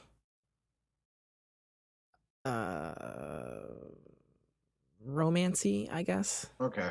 Yeah. So anyway, so I got her some stuff like that. Oh, I got her some, because she's really into makeup. I got her like makeup brushes that like you can like change the tips on, but they're like metal or bronze or whatever, but they're with all of the house sigils from Game of Thrones. Okay. So there's a that sounds cool. Hand of the King and Daenerys and the wolves and all that sort of shit. So I got those, and then the big one that I got was I got this gal that I know to make some jewelry. And there's like an aquamarine semi-precious stone like turtle thing, like like sterling silver turtle over like this aquamarine pearl thing on earrings, and then like this sort of like blue gemstone symbol-y thingy. I don't know. I did a lot of deferring to like the jewelry maker girl and like my mom. Like I was like, okay, is this what women want? Is this good? Am I getting close? I did that, and then on Christmas Day, because I'm not going to put it on there before then, because she's really pro police, because her dad's a cop and her mom works in the court system, and like her whole fucking family is cops and stuff. Okay. There's this video game sim thing called like We're the Police, that's like this sort of like artistic sort of muted art style, and you're like managing a police force and investigating crimes that I think she might like. So I'm gonna get that on the Switch on Christmas Day. Cool. Just download it. Yeah, so that's what I got, and I have no fucking clue what she's got done. you. Yeah. So hopefully it's good. If not, fuck. I mean, she kind of shot her load early with your favorite comic ever. Yeah, I mean, and I went really overboard on her birthday, like last year. So I'm not. Now, do you find birthdays to be more important than Christmas? Personally, yes. Yes. But I know she's a big fucking Christmas person. You know, she's like your Jessica.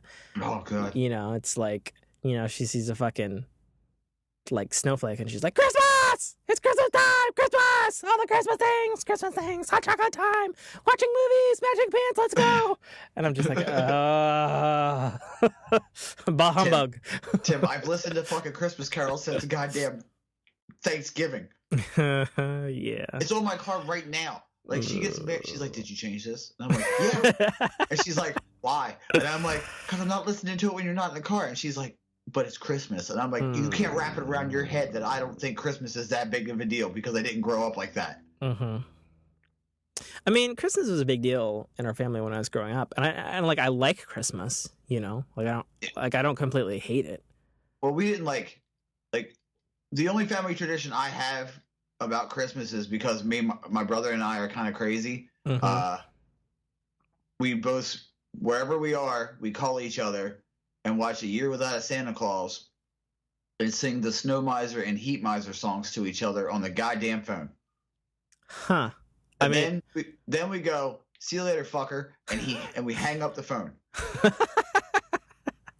That's the only Christmas thing I've ever had, right?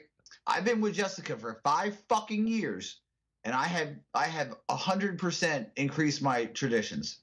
Like, I'm okay with it now. Like, as much as I don't like it, if it's on, I'm like, like if it's a quick ride and it's still on, I don't change the station. Like, she's starting to put Christmas inside of me. I'm like the goddamn Grinch. All right. We argued because she wanted 2 trees. What? Yeah. She wanted 2 fucking trees, Tim.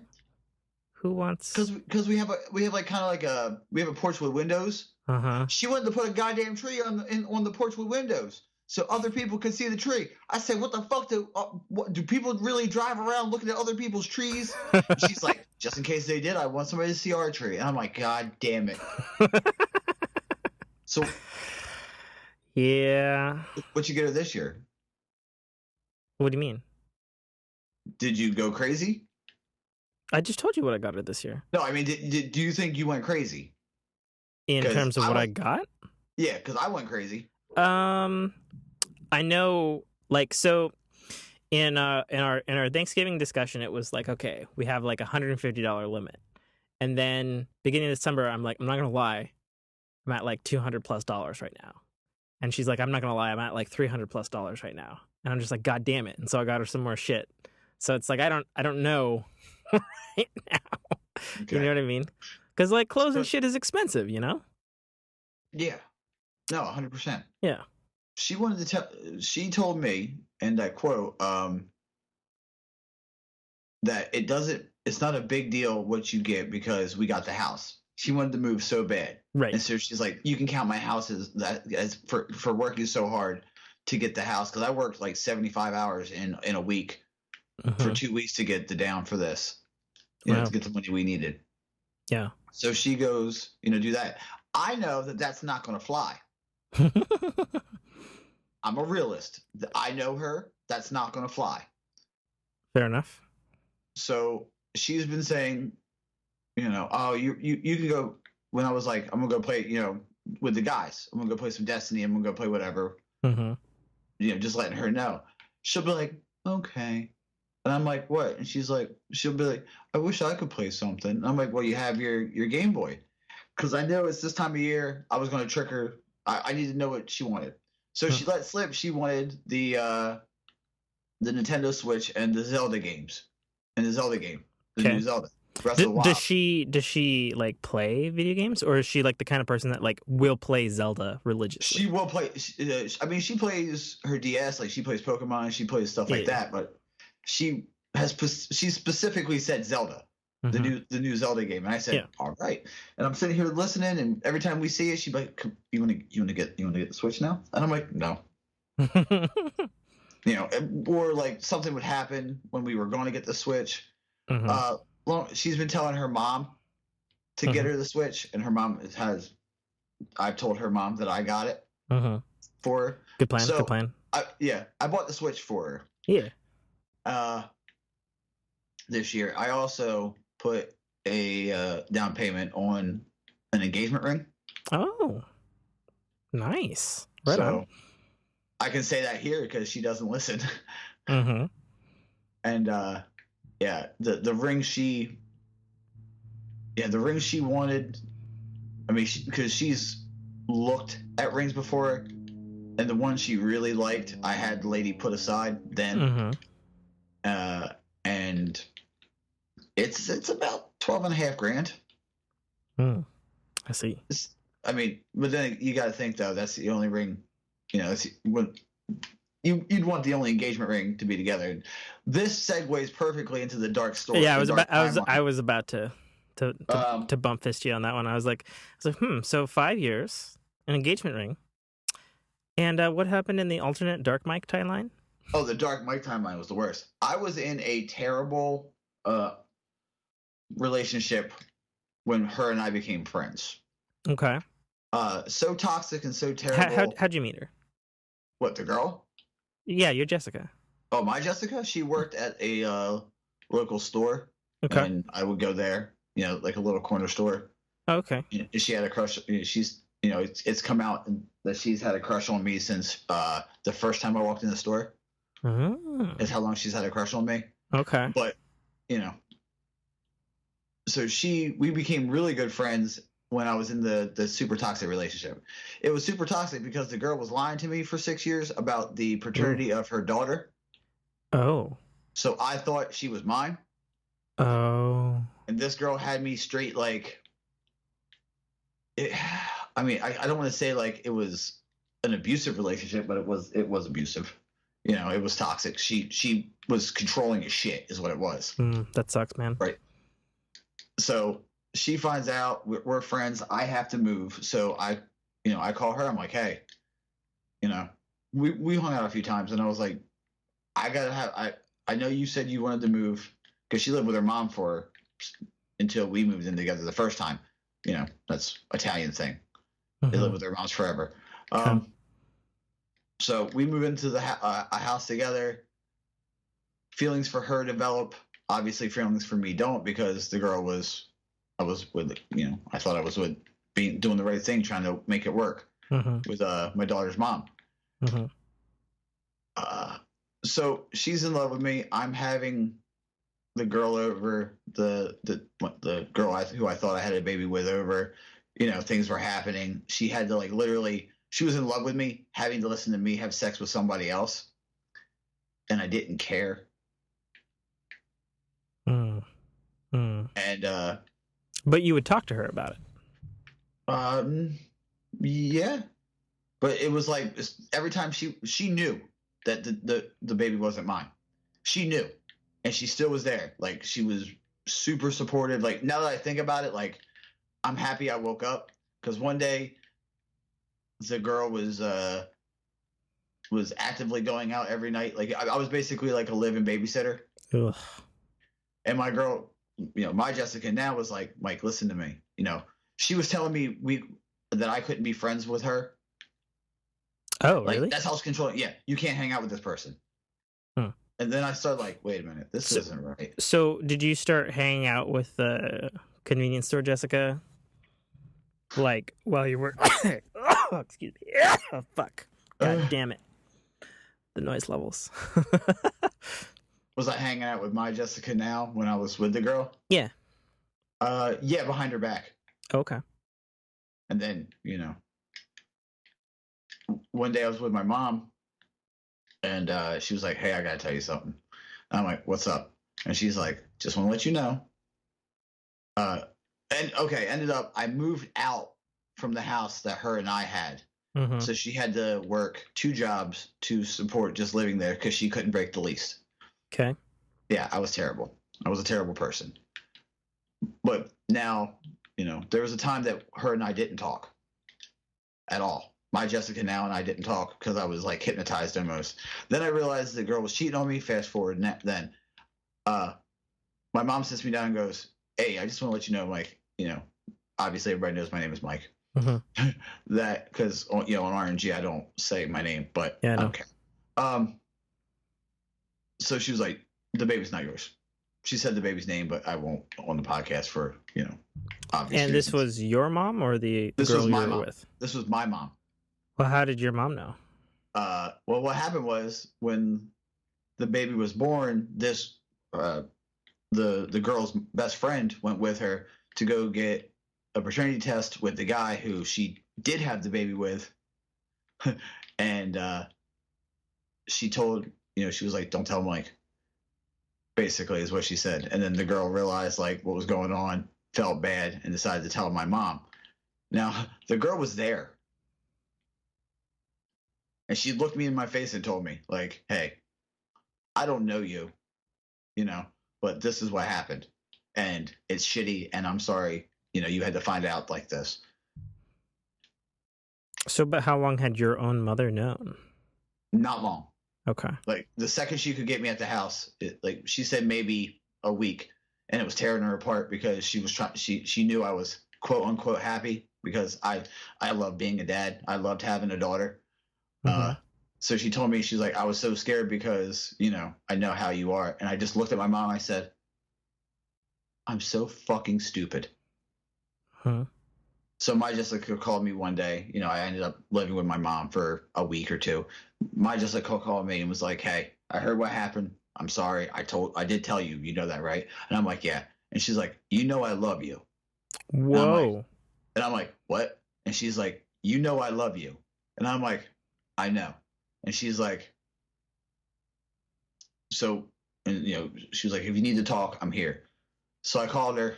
I was like, okay. And like the fact that she said she loved me wasn't surprising because she was she said that before to me. She's like, you I love you, right? Like, she'll just. I was so used to her telling me because she did. She was in love with me for the longest time, and I was an asshole. So now we've been together for 5 years. And I was like, if not now, when? So that's why I put the engagement ring. It's like $12,000, $12,500.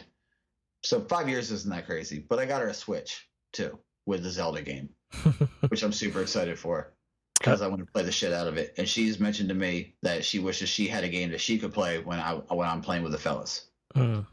That's why she was, she was dropping hints. So I went and I bought it. And then I was so sneaky, I put it in the a bag for a local tea place. Yeah. Right on.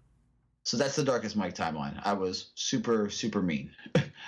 Well, I mean, I can understand where you're coming from, and I don't know if I'd necessarily call you super dark. I mean, you were with another girl who was fucking your shit up, and she was just trying to play the long game, you know? Mm-hmm. And eventually she won, right? So, Yeah. But you know. still, to me, that's the darkest timeline. Well, I mean, like, that type of girl is going to stick around. I mean, obviously, you guys have been together for 5 years now, but I mean, like, um, Yeah, she's totally. speaking She doesn't. from speaking She's not from going anywhere. what little relationships I've had, the ones that have lasted the longest are when the love is the strongest from Mm-hmm. the female, you know? And like, I remember on our second date with Jessica, which was really, it wasn't supposed to have been a date. It was like our first date went good. We're like, okay, I'm jigging you, you're jigging me.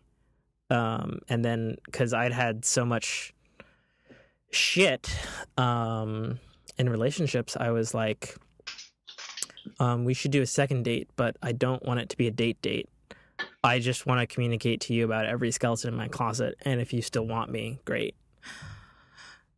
Kind of thing. And so we did that, and she did hers, and I did mine, and we were both still holding each other's hands and making out, and we went and got dinner, and then I was kissing her in a cold-ass parking lot because it was really cold that night, and I was looking into her eyes and stuff, and she was like, I just met you, but I'm falling so fucking hard for you. And I was like, sweet. You said sweet? Or I said something. I don't remember what I fucking said. I was like... That was like the fucking new girl when he told her. CC and Smith. Yeah. Or even Jess and I told you I'm terrible with names of actors or characters. Which? The roommate that she lives with. Not Winston. Not Schmidt. Nick. There you go. Yeah. Terrible with names. Sorry. CTE. Head traumas. When he was like, have fun, I love you. The Prince episode, the Prince party episode, when you realize Prince is magic. Yeah. And she like finger guns him. Yeah. That's pretty much what that is. Oh, so speaking of new girl, so both last weekend and then a couple of days ago, I had two of my biggest TV show and movie wins with my girlfriend Jessica. So since I've known her, my girlfriend hates Kung Fu Panda. I don't know why this is in the world, because it's an injustice. And she said like she'd rather like chop off her own arm and stuff than like watch the Kung Fu Panda trilogy or whatever. And why doesn't she like it? Because she saw the original when she was like real young, and I guess she just didn't like it and resigned to hate it for the rest of her life. And I was like, well, you're older now, and it might have more meaning to you as you're older. Because I fucking love Kung Fu Panda. You seen Kung Fu Panda? Yes. Yeah, you like Kung Fu Panda? All of them. Yes. Yeah. Okay. Good. Fucking love those movies. And so it was a very strange thing. So like, we're playing this co-op game on Switch called Nine Parchments. It's like a top-down RPG where you're like mages and shit, gauntlet-y / Diablo-y. It's really great. Because like I like to play co-op games with Jessica, and she doesn't actually like co-op games, which is very strange. Like she likes video games, like she played all Zelda, she beat Horizon. She's playing Portal and she's playing Mass Effect and all these things, but she doesn't like to play co-op, which kind of annoys me because it's like I have a gamer girlfriend, but she doesn't want to play with me. So anyway, that was a game that we got because I was like, oh, you like this game? Let's get this game. We'll play co-op. We played co-op approximately one time, which is lame. I'm hoping to play co-op with her over Christmas break. But anyway, we got this game specifically because I'm like, okay, if we get this game, will you play with me? And she's like, yeah, sure. We played once. Oh, God. Anyways, so last weekend, I'm like, let's play Nine Parchments. 9 parchments. And she's like, we've played it like 3 times. And I was like, okay, first of all, the Switch has an hours tracker, and we have played it approximately once on December 10th for 4 hours. So you can't tell me that because you're wrong. And then there's this really long pause, and I'm just like, and then she goes,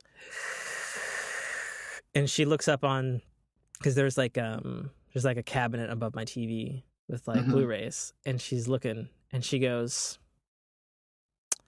because I'm looking at her face, and I'm seeing she's trying to work her way out of it, and I'm like, all right, what's her move? What's her move? You know? And she's like, what if? She goes, I watch Kung Fu Panda. And I went, holy fucking shit, yeah, let's do Kung Fu Panda. Fuck yeah. And then I'm putting the disc in, and I turn to her and I go, man, you really don't want to play co-op games with me. And she's like, and so then we watched the entire Kung Fu Panda trilogy. And at the end of the first one, she's like, okay, I don't hate it. I don't like it, but I don't hate it. She's like, run the next one. She's like, I didn't like that one as good as the first one.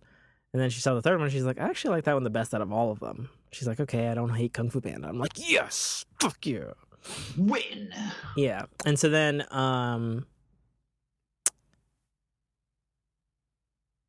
Wednesday, I had like one of the worst work days I've had in the last 2 months.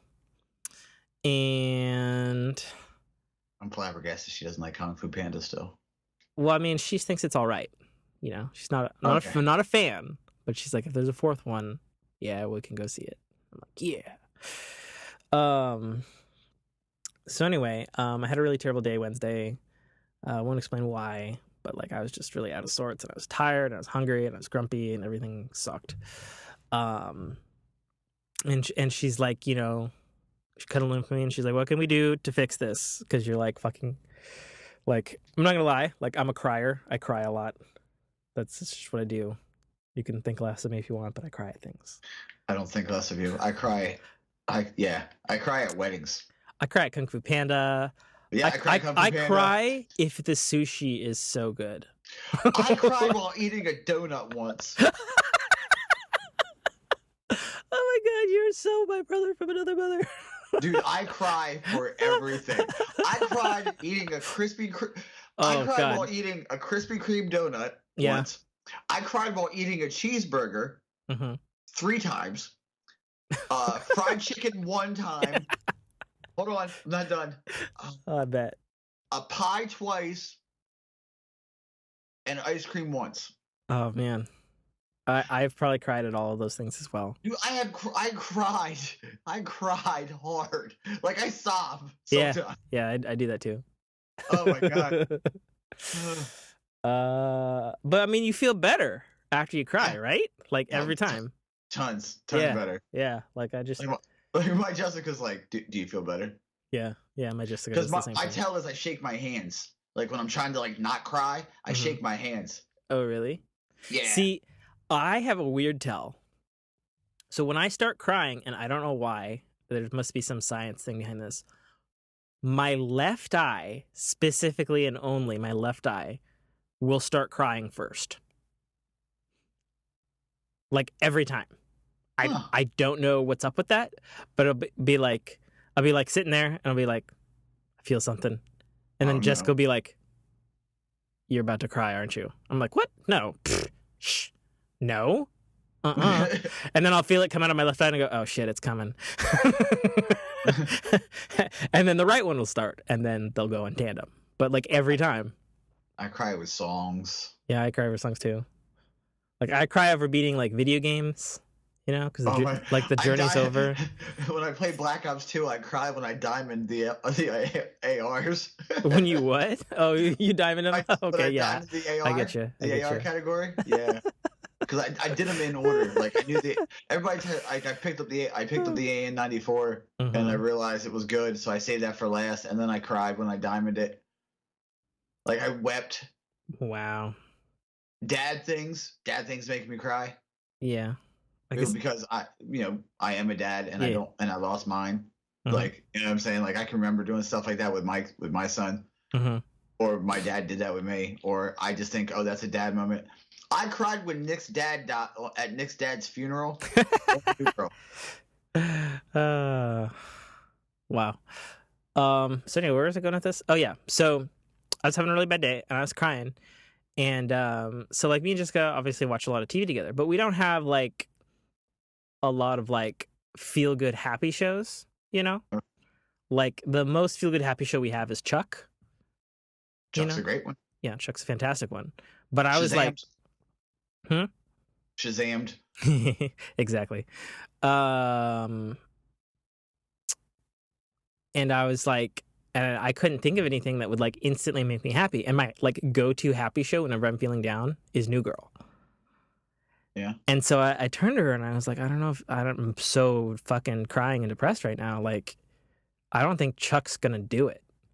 And she's like, well, we don't have anything else. And then she's like, what would you watch if it was just you? And I was like, I'd watch New Girl. And she goes, so she really didn't like New Girl. Well, no, she knows she hates New Girl because she had a roommate, and that's all she'd watch is sitcoms. And so, in general, Jessica hates sitcoms. But like, you know, new. But she liked Chuck. She likes like new. She hates like new sitcoms. You know what I mean? Like New Girl or whatever the fuck the other new sitcoms are. Okay. And so she's like, okay, I really fucking love you. Let's watch New Girl. And I went, okay. And I fire up New Girl and, season 1, episode 1. And I turned to her and I'm like, I will warn you, in my opinion, New Girl is one of the funniest comedies I've ever seen. But the character of Jess is extremely hard to take for like the first season. She's like, okay. 14 minutes into the 30-minute pilot, she is laughing her ass off at what Jess is doing in New Girl. What? And so to give you an idea, like my Jessica, like she's the type of person who like holds in laughter. Like if something's really funny and I'm laughing my ass off, she'll be like, yeah, that was really funny. But she will like, words will not escape her. You know what I mean? Mm-hmm. Like unless it's like Christopher Titus makes her laugh out loud. But like very few things like will make her laugh out loud. You know what I mean? Yeah, like she just won't. Yeah, like she laughs out loud a lot of shit that I do personally, but like I guess, she says I'm really funny. I'm like, I don't know, I guess so. Sure. But like she laughs 100% more at any dumb thing I do versus anything that's like scriptedly funny in a show. And she's laughing her ass off at like Jess being dumb and retarded about sex and like the interview about things and her breaking out into song and stuff and like the New Girl intro. Yeah. Like she's laughing her ass off at this. And it's 14 minutes in and I'm turned to her and I was like, oh. And I'm like, what's happening? And she's like, I think it's funny. And I was like, you fucking kidding me? I thought you said you hated New Girl and you're just doing this to make me feel better. And she's like, I think it's worse than that. And I was like, what does that mean? And she goes, I think I love New Girl. And I was like, this is the pilot. The pilot sucks compared to the rest of the show. Like, even season 1 sucks. Christmas? Get ready for the Christmas episodes. Yeah, like, fuck, girl. So over the past like couple days, like we've watched almost all of season 1 at this point. Nice. Like she loves New Girl now. She like loves it. And I'm like, this makes me happy because when the next season of New Girl comes around, like it's great. Winston makes me chuckle. Oh, I swear. That cat with his cat. Oh my God, that fucking cat. I know a lot of people who hate Winston, but one of my friends in Seattle was like, he's like, I understand why everybody hates Winston. And he's like, I hate Winston, but if they didn't have Winston, he's the juxtaposition to make other things funnier. And I was like, true dat. True dat. Yep. So you got your Jess a Switch? Yes, I did. And you got the red and blue Joy-Con one? I got the gray one. Oh, a gray one? Okay, that's fine. Yeah, I also got. Yeah, listen. I didn't care about the colors, to be honest. Yeah. I don't think she does either. Fair enough. I don't know what she got me, but it came in the mail from Romania. What the fucking shit? So That's a I'm weird only place. assuming it's like the severed hand of a vampire lord. Excellent. Yeah, like I'm gonna have fucking a goddamn vampire lord's hand in my house. I guess that's what she got me. I don't know. It came today in the Wow. mail, and she was like, I'm like, babe, I think this is for you. And she's like, why? I was like, I can't read this. Either that or I'm having a stroke. And she's like, what do you mean? I'm like, I can't read this. I can't. And she's like, oh, it's okay. It was from Belarus. It was from like Romania or something like that. Or Bulgaria. I This don't was know. from Wakanda? No, it was not from Wakanda. Sokovia? No. No, none. And I'm like, okay, cool. Latvia? Like, I don't recall where it's from. Or Latveria, I guess. Latvia? Yeah, whichever one the Doctor Doom one is. Yeah. And she was like, because you didn't flip this over because it says exactly what it is because they had to have a claim form because it came from fucking Romania. Mm-hmm. And I'm trying to figure out what it is. But we have a tradition for holidays where we buy each other a Funko Pop. Oh, that's a cute tradition. Yeah, typically it's either we do it like we'll go 1 year it's our birthdays and 1 year it's Christmas. So Okay. we're not like slamming each other with Funko Pops because we're running out of storage for them. Mm-hmm. And we like to display them like out and not like in a row. We kind of like stagger them. She's weird, but I didn't remember which one it was, and I looked at her. I was like, "We didn't do Funko Pops this year, did we?" And she's like, "That was birthdays. Next year's Christmas." I said, "Okay, cool," because it would suck if she remembered and I didn't. I would never live it down. Right. But yeah, so yeah. Have I told you my strange thing with Funko Pops? No. So I don't actually like Funko Pops. Like I think they're weird, and I get that they're a collectible item and they have their own particular art style. But my friends just keep buying them for me. Like That's cool. I have like fucking 50 of them. I've never bought a single fucking Funko Pop in my life. Like I don't care. But at this point, I've got like fucking Iron Man 3 and Commander Data and Arrow and Phil Coulson and Ant-Man and Thor and Black Bolt. I got a bunch of shit over behind me, Mm-hmm. It's like But you're not into Pops though? No, I'm not into them at all. People just get them for you? Yeah. That's weird. And I feel like people see that I have a bunch and assume that that's what I want. It's like it's a self-fulfilling prophecy. I guess that's it. Yeah. They do only come from a couple of friends, so I think that's just like, they're like guy friends. So I think it's just like, oh, I got one Funko Pop, I might as well get him another one. Yeah. Every year on birthday for the rest of his life. I'm like, hope he likes them. See, I'd rather have more amiibos. Cause like, I don't know if you know this, but I have like almost all the amiibos. I did not know that. And it didn't start as, oh, I like the Toys to Life thing and Nintendo's take on it. It started as Smash Brothers, actually. And so in the Wii U and 3DS version of Smash Brothers, you can train a special amiibo AI character. Okay. And like you can feed it items and you can change his stats and change his movesets. And then you can save it to the amiibo and you can train it up to level 50 like a fucking Pokemon.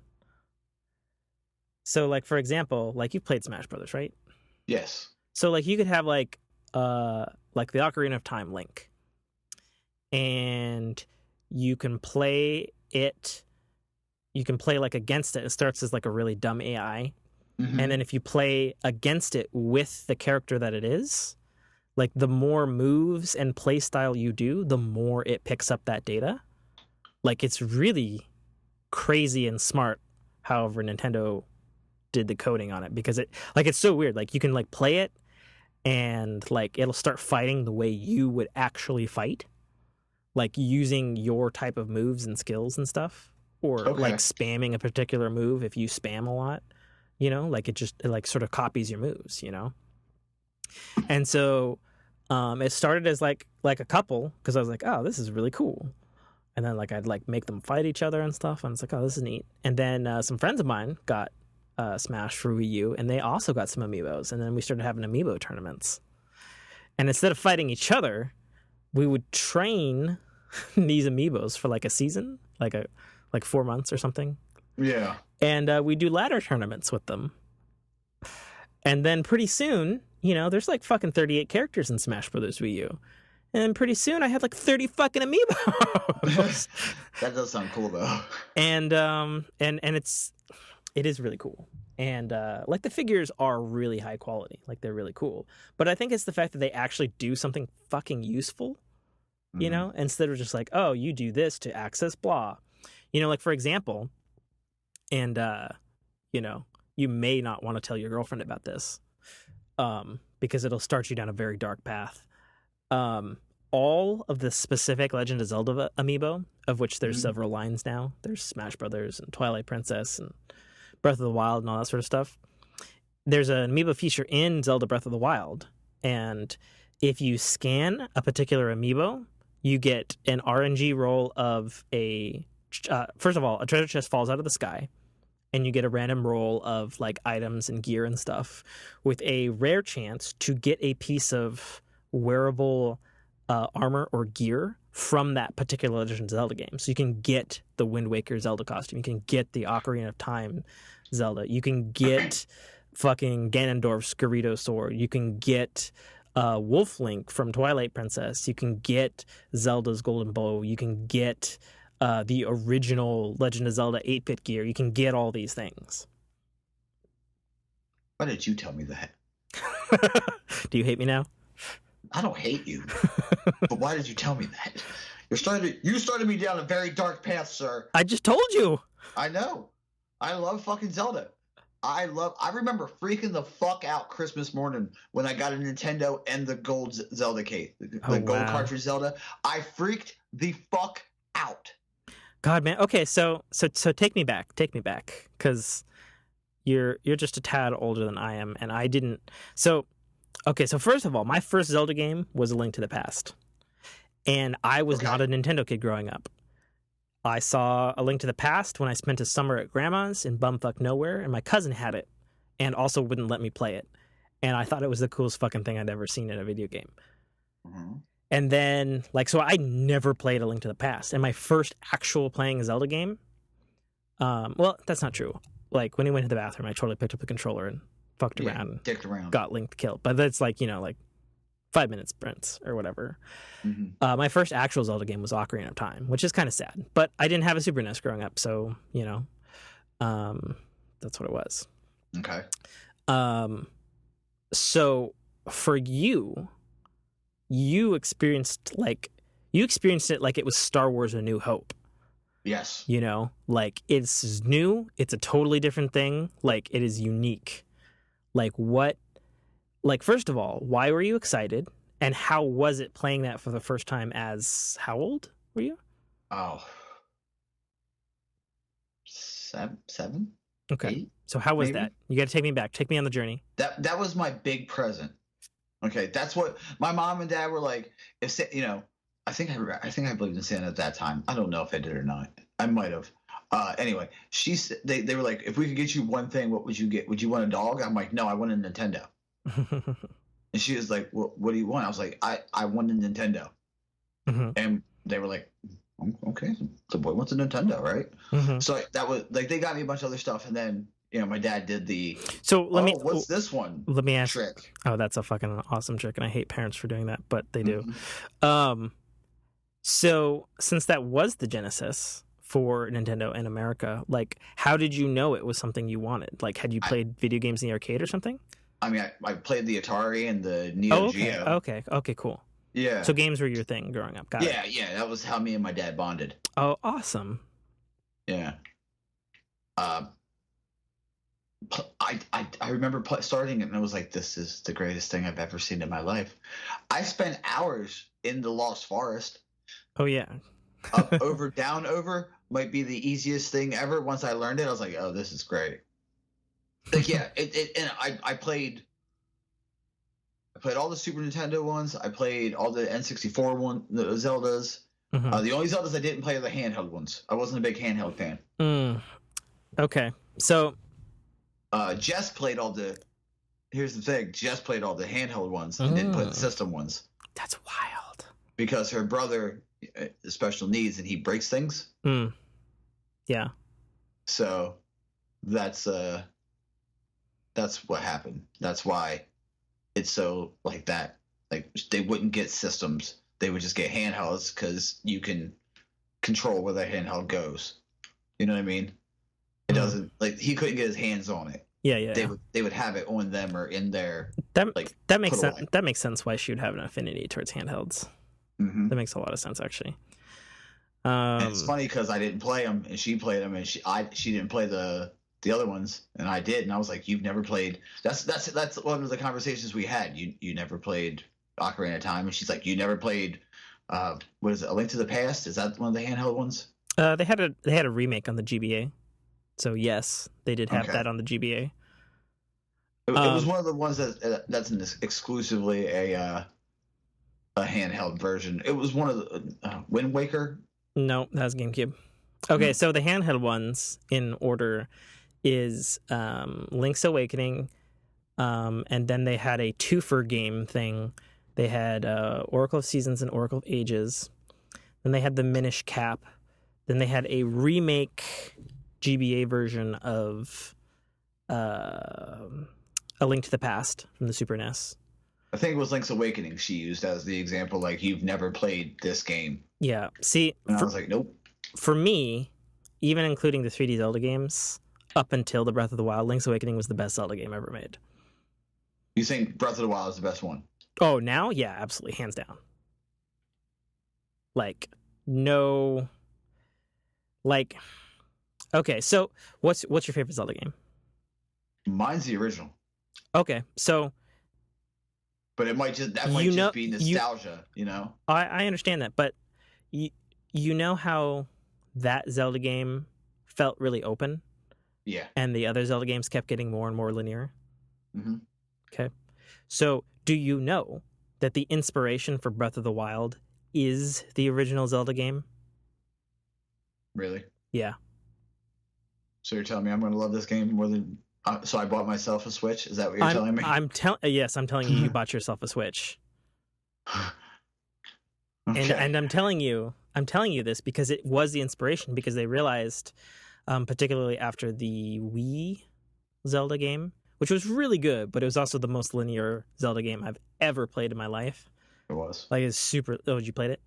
Yeah, I played all of the console ones. Oh, okay. So then, so like, you know how linear that game. It's a fantastic game, awesome combat, cool puzzles, but it's like there's no freedom in that game. None. And this is just not that at all. Like, it's like a lot of people are like, it's it's Skyrim Zelda, you know. Which is what it is. And actually, there's an interview where they're like, yeah, we totally we played through Skyrim and we played through The Witcher 3 when looking at what to do for the next Zelda. And in playing through Skyrim, we realized that it's very wide open and very nonlinear. And we realized, why is that familiar? Oh, because we did it in the original Legend of Zelda. I don't know if you know this, but they prototyped the entire Legend of Zelda Breath of the Wild in a 2D game engine that looked just like the original Legend of Zelda. Mm-hmm. And then they're like, okay, if this feels good, we'll make it 3D. Oh, God. What? You made it. Yeah. I hope. I honestly do. Like, I'm going to be honest with you. I hope this is this, you know what I mean? Like, in a couple months when you ask me, okay, Mike, what's your favorite Zelda game? It's not going to be a couple months. You'll be talking about it next week. I'm serious. All right. I'm serious. You already told me on the DLC you get a motorcycle, which sounds dope. Yeah, it is. Yes, it is. Got that motorcycle, by the way. And Nice. yeah, maybe I'm definitely hitting the Zelda thing, and not to be like an asshole because like everybody fucking gave it the game of the year. Mm-hmm. But it's because it's the fucking game of the year. You know what I mean? It's like there's not a contest about which is the best fucking game of the year. You know what I mean? Yeah. Like a lot of people are like, it's Horizon. It's like, yeah, Horizon is a fantastically fucking great game. But it didn't change like how you would play video games. Like Breath of the Wild does that, And yeah, on the surface, it is Skyrim Zelda, but it's also more than that, and it's cleverer than that, and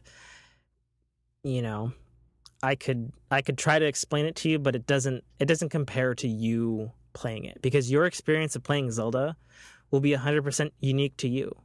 Yeah. Like, it's why I'm like, it's a weird game because I love watching other people play this game because they, like, you're given so many options. Like, it's like, okay, there's a bandit camp there. I'm going to sneak up and I'm going to shoot them with arrows. It's like, I see some bombs over there. I could use a fire arrow and ignite it and kill them all with an explosion.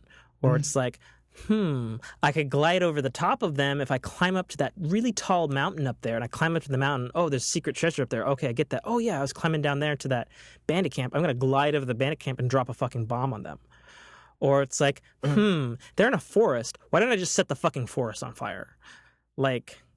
Wait, it gives you that much control? Yeah. You said that way too nonchalantly. Because it's true. You went, yeah. I'm like, oh my god, I'm freaking the fuck out, and you're like, yeah. Yeah. No.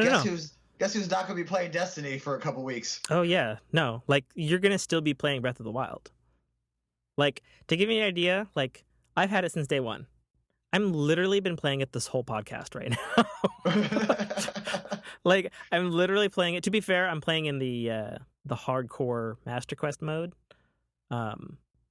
Which adds a lot of replay value to it and also makes things quite interesting if you feel you get OP in the normal game. But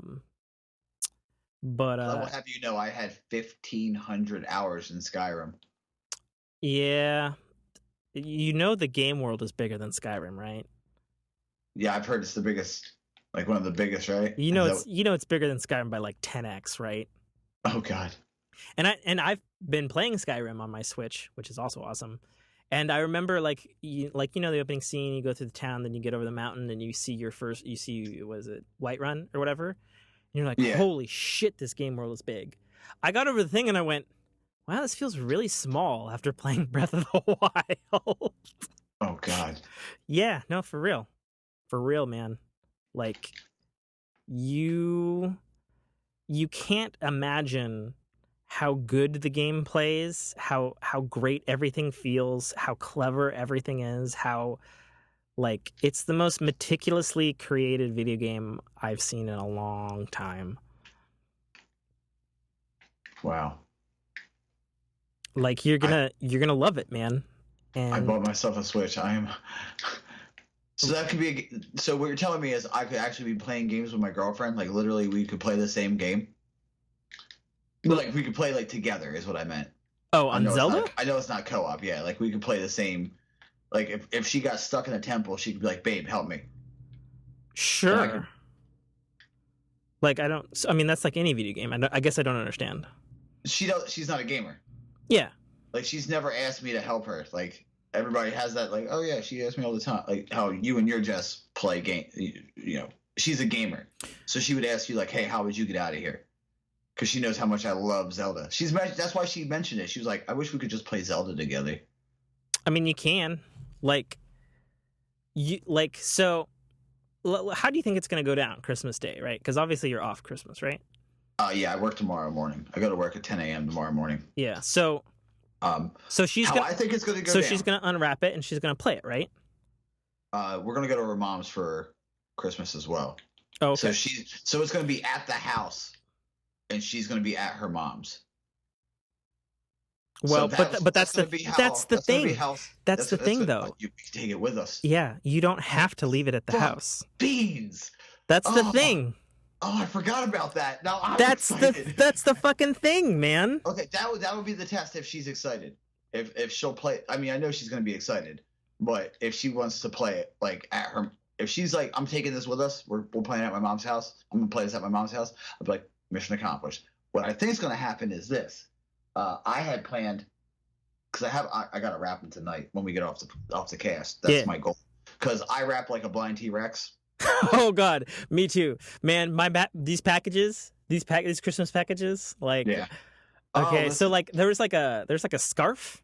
I think I wrapped it in How do like you wrap a scarf? Yeah, I know, right? How the fuck do you wrap a scarf? I wrapped it like, I don't know, there's a giant sheet of paper and I rolled it up 10 times and I sort of folded the ends in and put some tape in, but then I tore the bag, so I put more tape on it.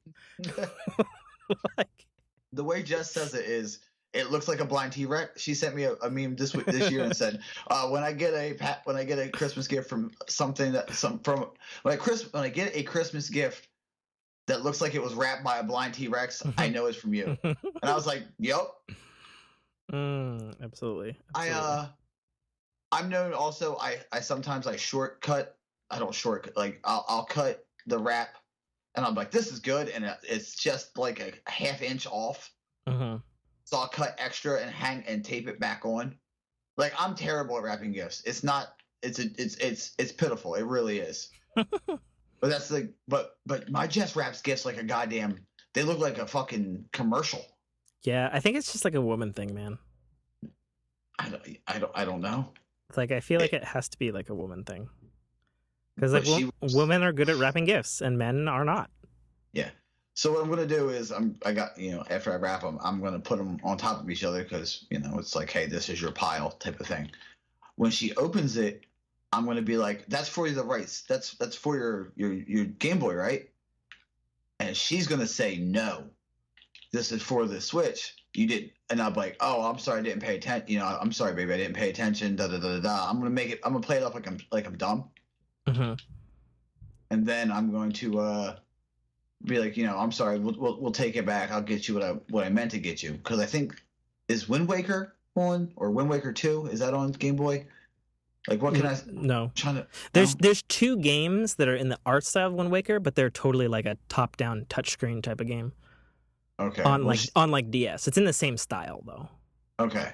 Well, I could just say, I'm just gonna play it off like I'm dumb, basically, and then when she opens the Switch, she's gonna cry. That's gonna be awesome, man. I'm gonna record it. It's gonna be awesome.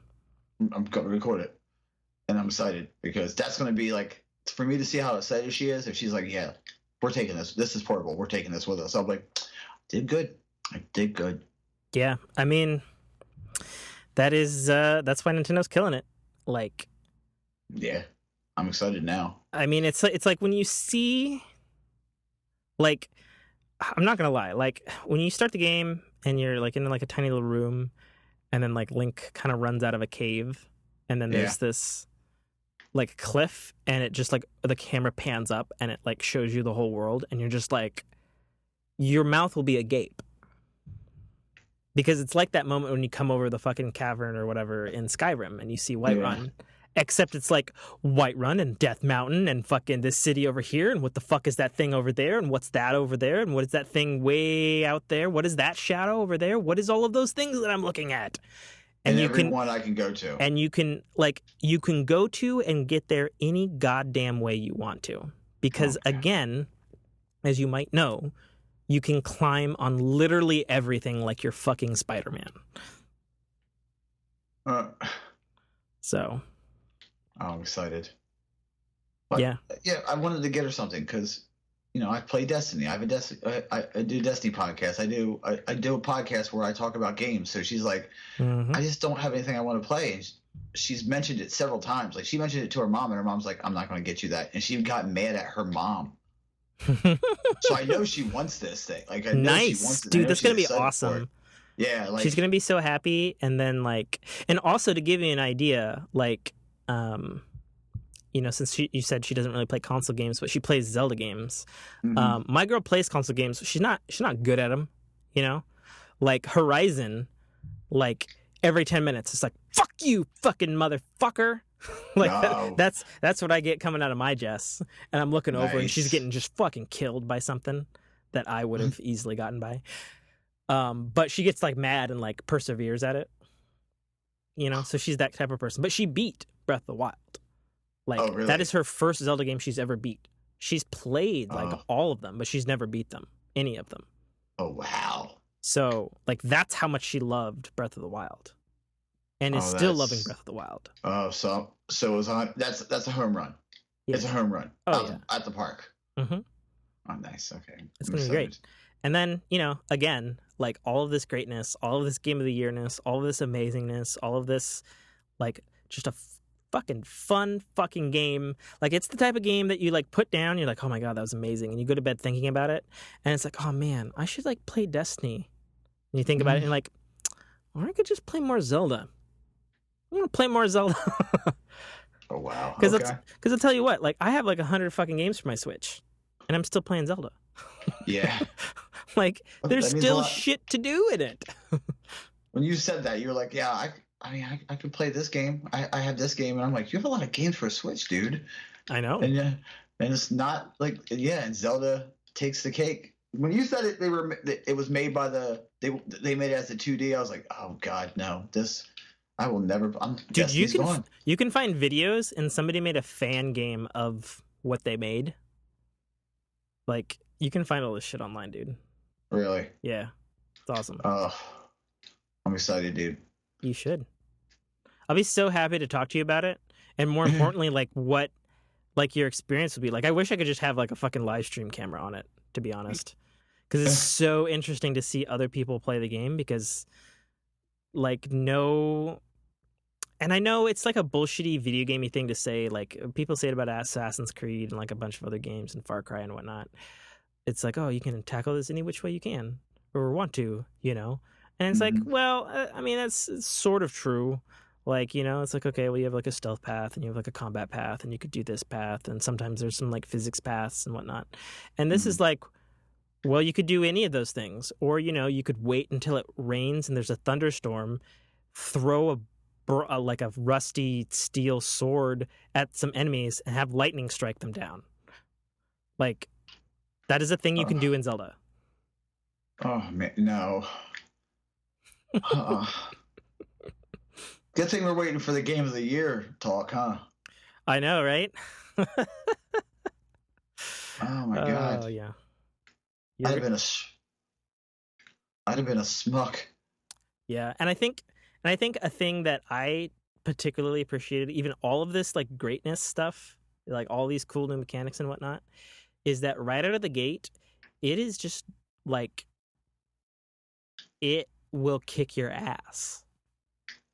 Like it's not I mean, would you consider that like, you're good at video games and you like a bit of a challenge? Oh yeah, I want a challenge. Yeah, so you're gonna walk out of the cave and you're gonna be like, oh cool, it's a little mobile thingy. That's totally like a Zelda thing. And it runs up to you and you're like, oh, all right, let's fight. And then he kills you. And you're like, wait, what? and then you reload your save and you're like, okay, let's go, little Moblin thing. And then little Moblin runs up and then he kills you again. And you're like, all right, this fucking, all right, let's go, bitch. And you've got like a stick or something, like you have like no good weapons, and you like fucking are beating him with a stick and you beat him down. You're like, yeah, take that, you fucking Moblin. And then your stick breaks. You're like, fuck, I'm out of weapons. And then he's chasing you and then he kills you again. And you're like, okay, this is not like any other Zelda game I've played before. Oh, I'm excited now. You should be. Yeah. Now, does the game scale or do you get OP? You get OP. Okay. I mean, like the enemies do. There's some scaling, but like, so there's tiered enemies. Like they have like different classes of enemies or whatever. Yeah. And there's like harder enemies in like harder areas. So it's like the game is completely open, but the game in terms of difficulty tackles it like you have a starting area and it's really good. And then you do some stuff and then you can leave the starting area and the game like opens up fully. And then you're like, oh, I'm going to go over this direction that looks really awesome and stuff. And then it's like, I have a rusty sword. I don't have a shield. I have an apple on me, and I see guys up on that cliff that look like they have fire arrows. I don't know how I'm gonna get by that, you know. And like it deals with difficulty by like this area will be harder than blah area. So it's like if you like climb over a mountain, you're like, haha, I'm the greatest mountain climber, and you fly into the thing, you're like, ooh, what is this cool ass place? And then suddenly you're fighting like white tiered enemies with like fucking electric swords and ice arrows and fucking shit, and you're like, oh, I shouldn't be here, I shouldn't be here, I shouldn't be here. retreat. Yeah. Back it up. Or if you're like me, you'll be like, okay, I've got some bombs, got some arrows. How can I win? And you can if you try hard enough. Like you can totally do all of those things. Nice. You know? And yeah, you're gonna love it. Like do you know about the dungeons? I've on purposely ever since when I discovered I want to buy it, I on purposely abstained from looking at a lot of stuff. Like I know the basics. Like what do you know? I know it. I knew it was big. I know it's hard. Like I knew most of just very, very basic. Okay. So I know it's wide open. I like from what I know what you tell me. Okay. You know about the DLC. You get they added a whole new area, a bunch of new everything. They gave you a motorcycle to ride around in, which is amazing, which is awesome. Well, they don't fucking give you the motorcycle. You got to earn your ass off for it, but yeah, at the end is what I'm saying. It's like one of the rewards. So I know that. Okay. Well, I won't say anything about the dungeons except that you'll be extremely surprised by the dungeons in what they actually are and where they take place. Let's just put it that way. And they are definitely not like any other Zelda dungeon you've ever played in Zelda, period. I am excited. Yeah. Okay. So, since we last talked, Disney has officially purchased Fox, 20th Century Fox. I know that. Well, I know you know that. I'm saying that to our fucking listeners. I know that. So how do you feel about this? I'm okay with it. Having Disney backing, you know, you have a big name behind it. Mm-hmm. They didn't buy the sports. They didn't buy the news. They just bought the intellectual properties for movies and TV shows, which opens up a lot of possibilities. They own a lot of IPs. Yeah, they also own Fox's stake in Hulu. Yeah. So Disney already had 35% share of Hulu. So I think it pushes their thing up to like 63%. So they're now the majority shareholder of Hulu. Yeah, which, you know. Which is interesting because Disney said that they're trying to launch their own competing Netflix platform in 2019. And, oh, look, and they're 63% of one. Yeah. I mean, I already have controlling stake. Eat with me or eat a box of bullets. Eat with me or eat a box of bullets. Oh, that sounds like the Disney mantra. You got two choices. Oh, exactly. We can do this the easy way or the hard way. So on the one hand, I understand why people are complaining, like, oh, like, fucking, it's a huge monopoly, and it is a huge monopoly. But you know what? Like, Fox is making shitty decisions. WB is making terrible choices. Disney is making a lot of really good choices, I think, in media. They've handled Star Wars well. They've done great with Marvel. With the Fox buyout, that gives them Simpsons, that gives them Family Guy, gives them Lethal Weapon, gives them Die Hard, gives them the X-Men and Fantastic Four franchises back under the Marvel umbrella. Gives them Seth MacFarlane's Orville, which is a great fucking Star Wars show or Star Trek type show, which has been renewed for a second season. Yes, because it's fantastic. And you know, it gives them a lot of like cool shit. It gives them James Cameron's Avatar, for Christ's sake. It gives them, you know, it gives them all of the good shit, and also very importantly, it gives them Firefly. Yes. Let that sink into the fandom. Yes. The most Oh, I'm so excited for that because I just hope somewhere some Disney exec, their daughter loves Firefly, and he's like, "What can I do for my daughter? Oh, I'll bring back fucking Firefly." Yup. And Disney got money. Disney can bring back everyone. Everyone. Hey, you want to play Cade 6? You want to come back? I'll come back. You know? That'd be great. I'm so excited. Yeah, I mean, like, what's the worst that's going to happen? They're not going to do anything with it? I mean, they're bringing back The Office. There's rumors of them bringing back The Office. Yeah, isn't that an NBC thing, though? Yeah. Yeah. Well, that's just, they bring back old shows is what I was trying to make. Fair enough. Fair enough.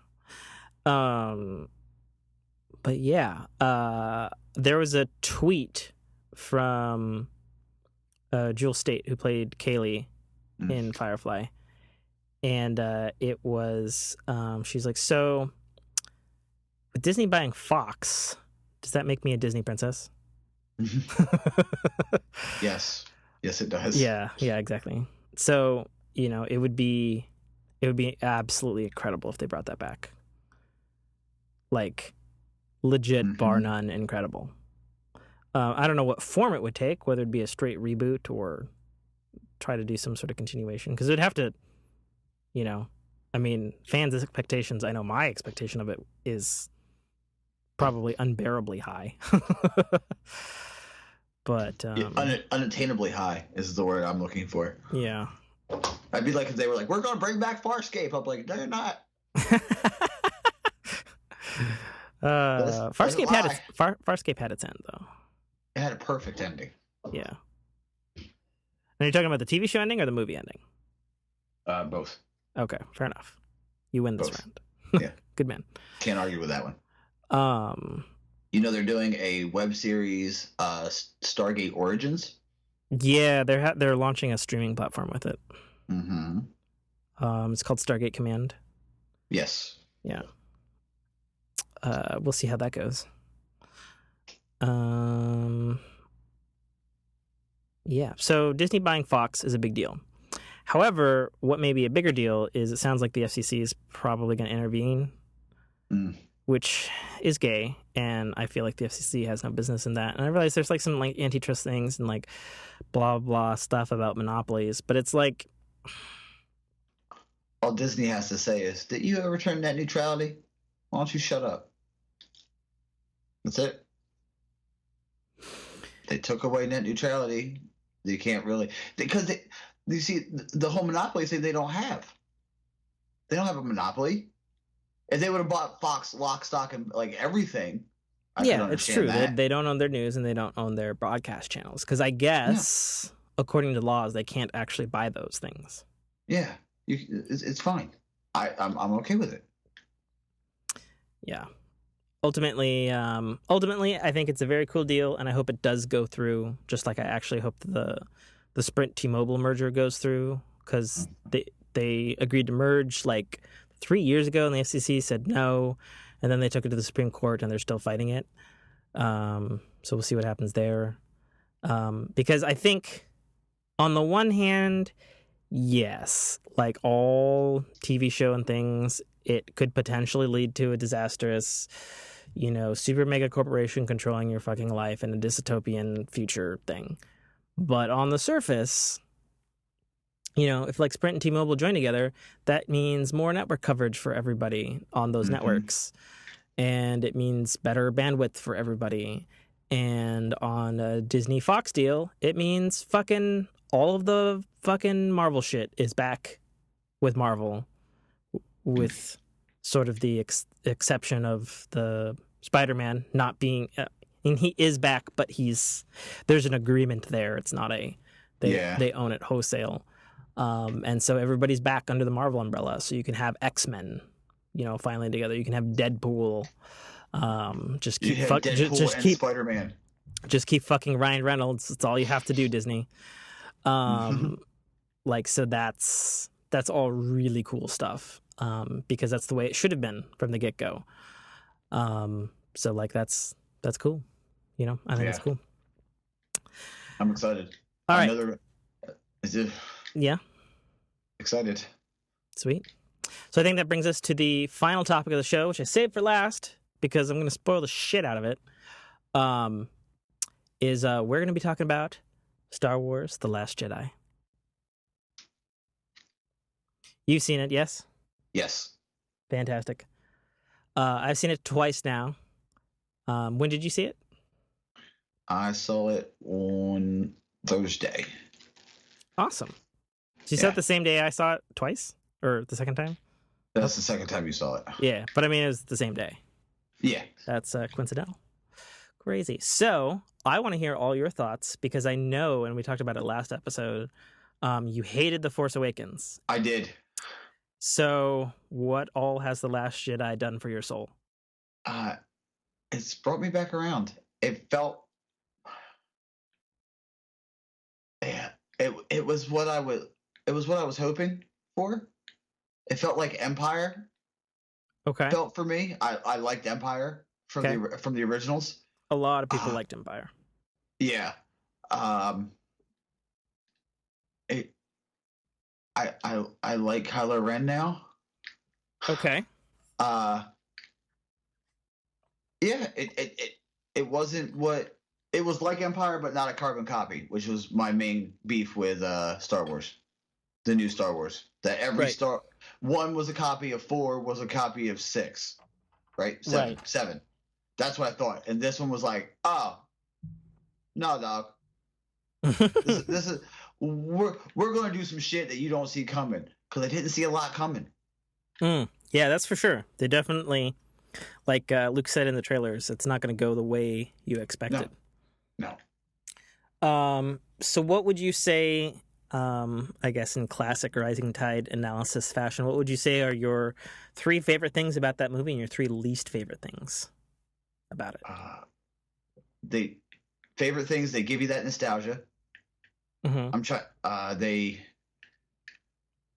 It makes you care about like I said, I didn't like Kylo Ren. A lot of people loved Kylo Ren. I didn't. Yeah. It made me go, oh, that's okay. I can understand that.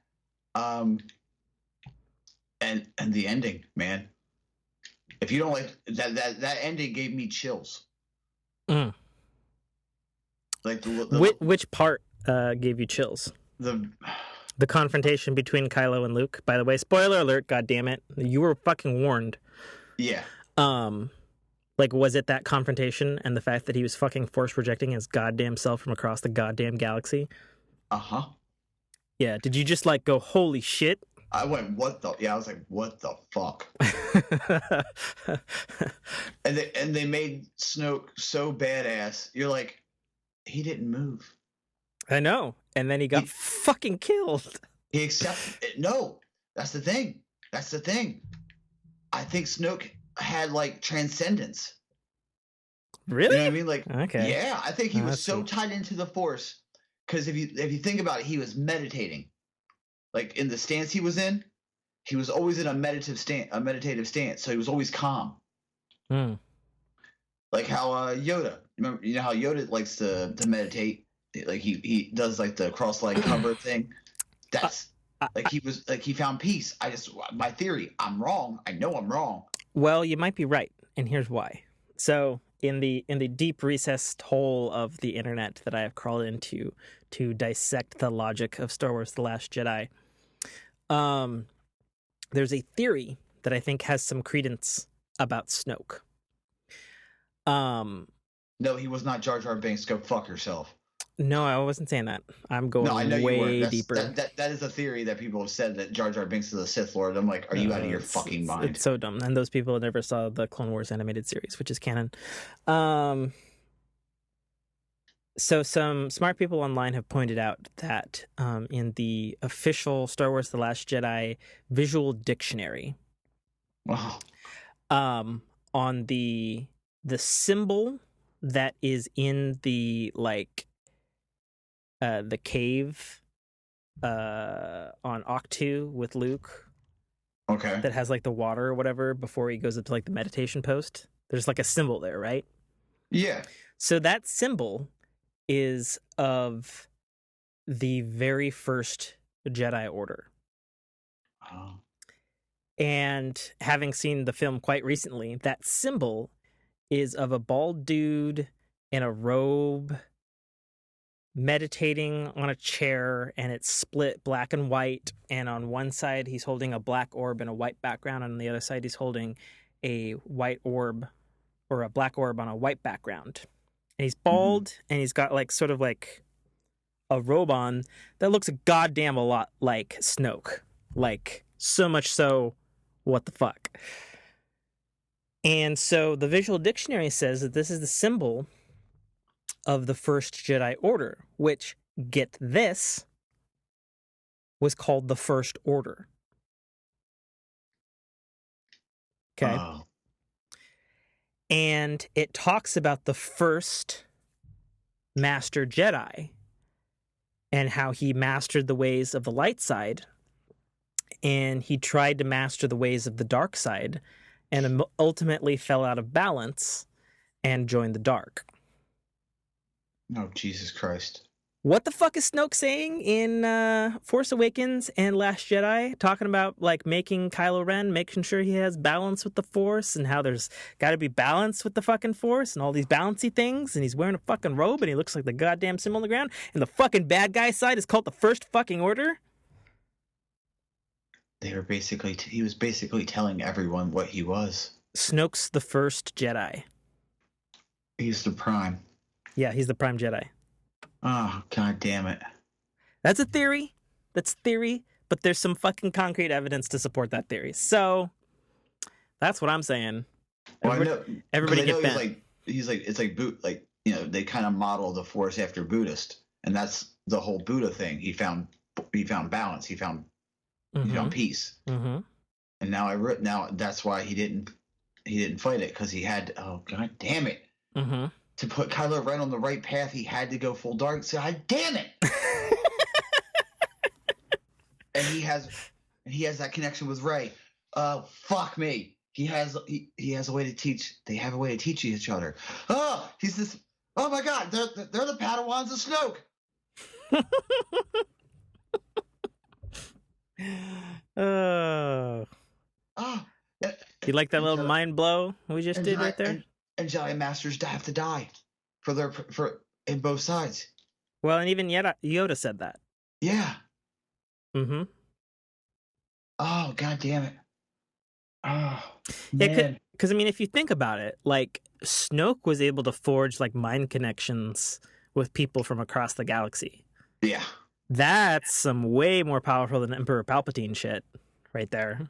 Mm-hmm. You know what I'm saying? Like, who the fuck did that? Yoda? Like, maybe that Yoda did do that in Star Wars Rebels. Oh, okay. Which is the animated series that takes place between Episode 3 and Rogue One. So that's a thing that Jedi Masters can do. Let that sink in. Yeah, so I think it's particularly awesome because Snoke is talking about, like, for seeing the future, and, like, Rey turning and Kylo killing his true enemy. His true enemy was Snoke, and in that moment when Snoke gets cut in half, which, by the way, greatest thing ever, right? Oh yeah. Like, how fucking great was that? And by the way, major props to Mark Hamill, because he tweeted out in, like, September. Somebody tweeted him, like, how come nobody ever used the Force to click on a lightsaber and hurt somebody? And Mark Hamill was like, I don't know why they've never done that in the film. Seems like a good thing to do. And I'm like, you fucking troll, Mark Hamill. Yeah. You fucking troll. You dick. Because he did that twice. He did it twice in that fucking epic. How great was that fucking lightsaber scene? Oh, when you find out, speaking of lightsabers, when you find out that Ridley, right? That's that Daisy Ridley. Yeah. I mean Rey. When she, to learn the sword style, the lightsaber style, they said it usually takes people like 3 days. Mm-hmm. She learned it in an hour and a half. Mm-hmm. Like, it just, that's what I needed. Like Rogue One I didn't like Rogue One until the very end. Me too. Like We're in agreement that Rogue One sucks. Yeah, and I didn't like the first of the new Star Wars. And we're in disagreement on that. But I'm gonna go rewatch it now. Oh, knowing yeah. that I know I'm gonna go rewatch it and probably fall in love. Oh yeah, you gotta now, because like I gotta say, like I love The Force Awakens. I watched it before Last Jedi, and then I watched Last Jedi and I was like, man, I gotta watch fucking Force Awakens again, man. Like, because there's like some seeds in that shit that you never knew about. Yeah. Like, it definitely takes on a different meaning when you know what's gonna happen in the next film. That's for sure. Watch it. That is for sure, man. So you might actually like Force Awakens now. Yeah. We'll see. But yeah, the whole sequence, and in that moment when they both turn against Snoke, they do change sides. Yeah. She goes dark, he goes light. Yeah. And then he goes a little darker. Oh god, it's so good. Yeah. Now, he made them switch without making them switch. Yeah. He played everyone so well. He had I'm telling. Oh my god. It's pretty nuts. Yeah. Pretty nuts. And then, you know, the whole thing about Luke being like getting tempted by the dark side to kill Ben was amazing. And I know everybody there's a lot of people who hated that. And I was like, well, actually, you know, like he was never a fucking formally trained Jedi. Like he had like 3 hours worth with Ben Kenobi on the Falcon. And yeah, on the Falcon. And he watched half a lightsaber battle. Mm-hmm. And, you know, and then Yoda tried to teach him some shit. And then he screwed off like a little kid. And then allegedly completed his training off screen. So, you know, it's like him, like every decision Luke has made has had a terrible consequence, with the exception of blowing up the Death Star and turning his father in the end. Like, he's made a series of really shitty decisions, like leaving his training with Yoda and getting fucking frozen out in the wastelands of Hoth. You know, like, he's not. It's a series of unfortunate events. The dude doesn't make good choices. He got lucky, as Han would put it.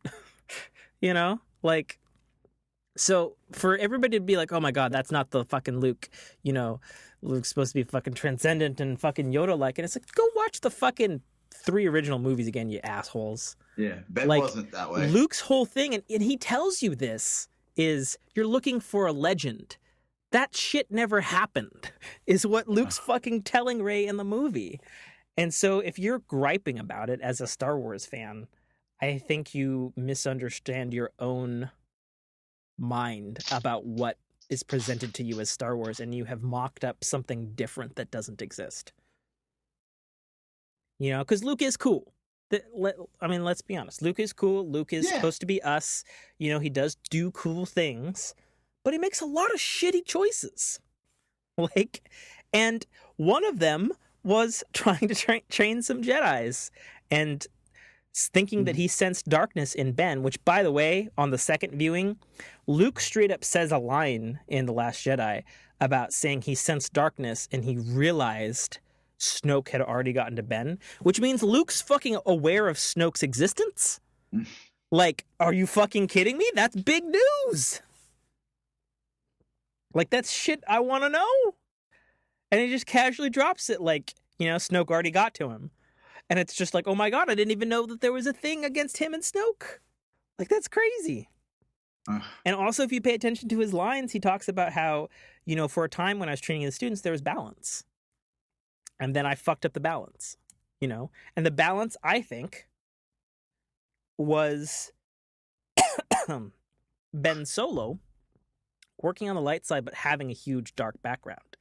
Because that's the Anakin storyline, right? Yeah.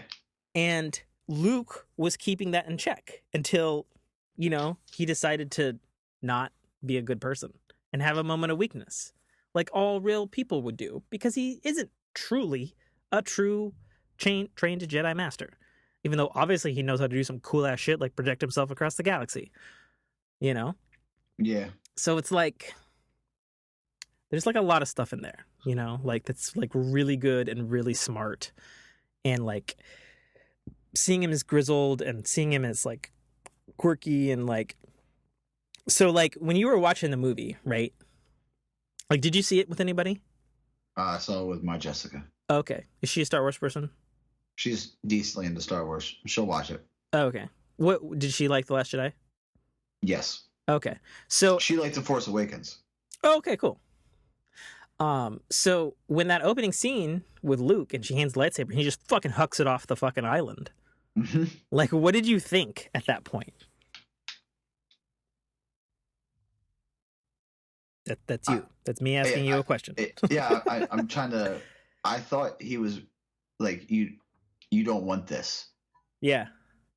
You know what I mean? Like, you don't want, not like you don't want this, like that particular saber, that you don't want this life is what he was trying to tell her. Yeah.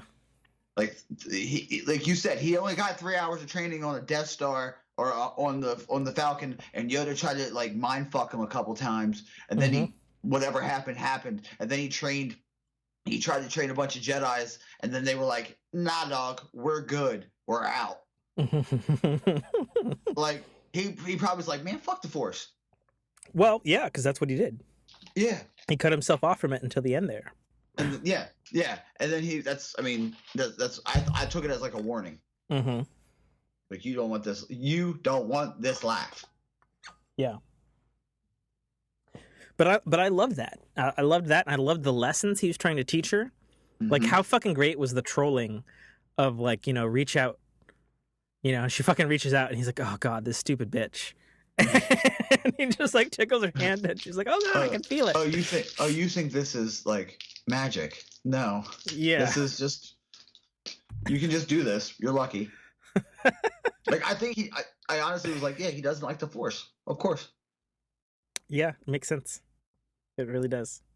Every bad thing that's ever happened to him has happened because of the Force. He doesn't want it. Yep. And I loved R2 convincing him to train Rey with using the "Help Me Obi-Wan," and he's like, "Man, that is a dick move." Like, you dirty droid. I giggled. Right? Help me, Obi-Wan. Yeah, there's a lot of great stuff. I really loved the opening, actually, with showing, because they talked a big game in The Force Awakens about how Poe's like the best pilot in the Resistance, and it's like, okay, you see him flying and he's got a cool X-wing and a BB-8 unit. All right, we get it. And he's quirky like Han, okay, but we don't get why he's good. And then you see that in The Last Jedi, and he just fucking trolls that fucking ship, both like with the verbs and like, okay, holding for Hux, still holding for Hux. I've got a message if you want it, you know. And then he just like goes to town on that ship, and that whole thing where he like skids the X-wing through space like he's drifting it. Yeah. Like, how fucking wicked is that shit? I literally said, that man's good.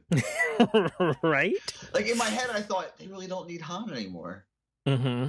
Like, I was like, yeah, they don't need Han anymore. They just showed like, oh, look, you're not the only one. Well, to be fair, Han was never that great of a pilot. Yeah, he was just legendary, though. Like, he was the pilot that we all knew. Sure, like, but yeah, Luke was a pilot, sure. The person who flew the Millennium Falcon through the fucking Death Star 2 was Lando. Yeah, exactly. You know what I mean? Like, it wasn't Han. Lando was like, I got this. People forget this shit. But I guess who is a great pilot of the Millennium Falcon? Fucking Chewie. Like, Chewie fucking knows how to fucking pilot that shit while fucking gerbils are flying around on his goddamn thing. You know, it's nuts. There's a squiggly line occurring on my screen. Reports. You ready? Yeah, I got rappings to do, and it takes me a while to rap. Okay. Well, let's just close with the last couple of things on The Last Jedi then, and we'll wrap up the show. So, for me personally, I hated the subplot with Finn and Rose. I really liked Finn and Rose as a character, and I liked, in general, like, what they were doing on the planet, but like the whole thing of how they get there was complete bullshit. Like, the one person they think to call being chased by the fucking First Order is Maz Kanata, and she's running around like a fucking video game person with a weird ethereal video camera showing her as she's like blasting stuff, and she somehow knows to send them to a casino while they're running away. It was complete trash. In my opinion. I don't know how you felt about that. I was really into the movie. Like there's very few things I didn't like. I'm gonna be honest. It brought me right back in love with Star Wars. Like the Force Awakens, I didn't like so much. I think because I had Rogue One on my mind. How did you see? Did you not see the Force Awakens right away? No, I did, and I didn't like it. But why would? Because I'm a completionist, Tim. I guess. Why would I watch this? The Last Jedi? Because I wasn't going to go see it.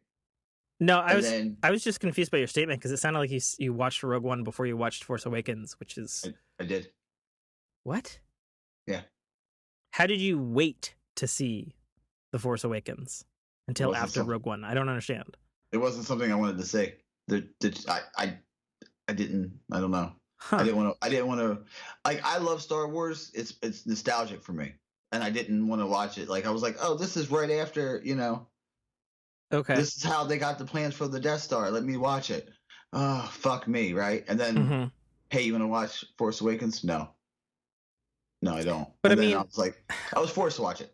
I guess it's just weird to me because it's like Force Awakens came out like years before Rogue One. I know. And so in your mind, was it just like, I don't want to taint the original trilogy? That's basically it. Okay. Was it because you looked disfavorably at the prequel trilogy? Bingo. Okay. Fair enough. I can understand that. I can respect that. I didn't like it. And then I was like, and now I'm going to rewatch it. By the way, terrible sequence to watch shit. Fucking Rogue One and then Force Awakens. I'm weird, I know. That's really, you set yourself up for a loss there. Especially because Rogue One sucks. And I'm always going to say it. And if you don't like it, podcast listener, fantastic, too bad. Fantastic last 15 minutes, though. Oh, yeah. Last 15 minutes, totally balling. Yep. Totally balling. Yep. And all the K2S2 scenes were great, but everything else sucked. Yeah, so I guess really my only complaint is the Rose and Finn thing. And one gripe I do have, but it's kind of a weird gripe because it doesn't have anything to do with necessarily with the story of the movie, is it's like, love Carrie Fisher in it. I even liked the weird, like, she's frozen in space and she uses the Force to pull herself in flying through space scene, which I know turned a lot of people off. Like, I like that shit because, by the way, if you look at all of the Star Wars movies, there's some weird-ass shit in the Star Wars movies. Get over it. It's Star Wars. It's a space fantasy movie, not a science fiction film. If you want a science fiction film, go watch Star Trek. Yeah, it's true. But the thing that only didn't sit with me well, but only because it sort of fucks up however the fuck Episode 9 is going to be, is... like, Leia's alive, but she's dead in real life, and she's rumored to have a large part in Episode 9, but she's dead. Yeah, like, how the fuck are they going to fix that plot point? And then the other thing, which I understand, but also I'm like, well, but what are they going to do in Episode 9 is, Luke ascended to being a Force ghost. Like he no longer is corporeal. Is he just going to be a Force ghost training Rey? Like, what the fuck is what the fuck is even going to happen in Episode 9? Like, what are they possibly going to do for a plot? Like, I have no idea. Like, where do they go from here? And I swear to God, if it's Starkiller Base 2, fuck no. Don't do that. Don't do another Death Star. Do something different. They have so many. Like, they have... the ball's in their court now. Oh, yeah. More than before. Like, it's going to be very hard and interesting to see unless they have something planned. I mean, I should hope. We shall see. Let me ask you one other thing. So did you catch the meaning of what Yoda said to Luke when he fucking lightning to the tree? About how there's nothing in that tree that the girl doesn't already have. Did you catch what occurred there by the end of the film? Wait, I took it that she already knew. Not at all. Yoda was trolling Luke because on the Millennium Falcon when they're flying away, and Finn is getting a fucking blanket for Rose, he opens up a fucking shelf or a drawer. He pulls a blanket out, and underneath the blanket is the fucking Jedi texts. I thought it was already on the Falcon. Yeah, because Rey didn't trust Luke, so she already stole the books. Oh. That's what fucking Yoda knew, because he's goddamn Yoda. I didn't catch that. Yoda's like, Luke, it is time for the Jedi to end, and she don't need shit from the tree. She's already got it. I'm gonna fuck up the tree, stupid Jedi. Let me fuck up this tree. It's like, let me fuck up this tree. Like, for real. I didn't catch the books. Yeah, it's so funny. Like, a lot of people didn't. Like, my friend Jay, who saw it the second time, and I was telling him, like, dude, the books are on the Millennium Falcon. He's like, no, you're fucking crazy. Like, really? And then he saw it the second time, and he went, oh, shit. Yoda is the biggest troll master. Like, but no, the books are on the Millennium Falcon. Okay. Rey has what she needs if she wants it. Like, that's dope.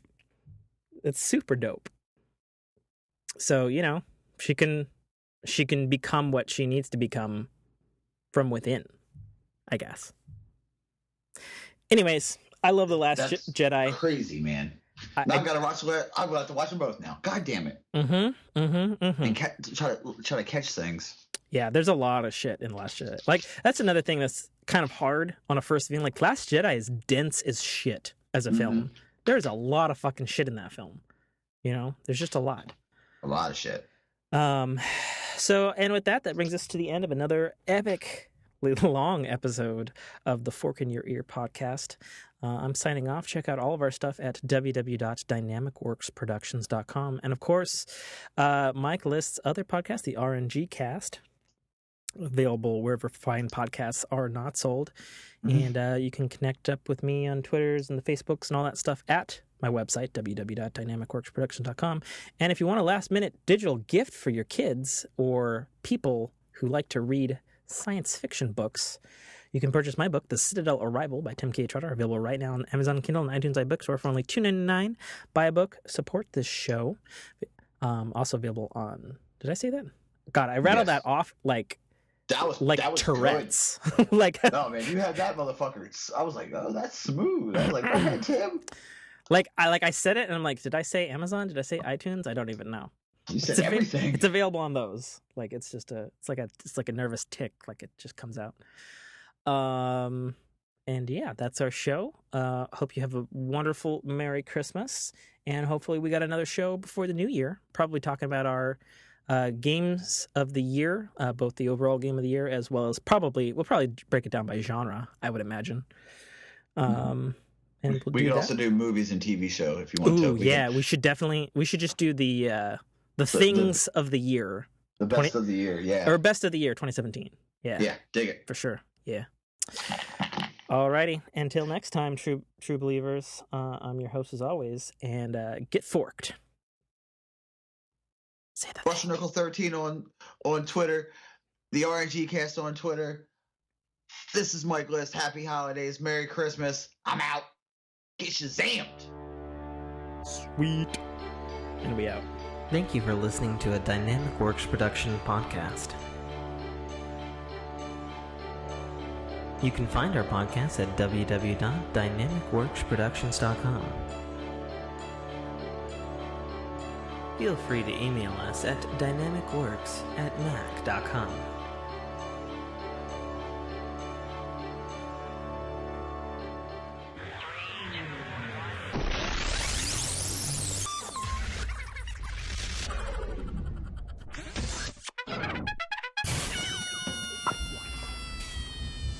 This is Dominic Armato, the voice of Guybrush Threepwood, and you're listening to a Dynamic Works production podcast.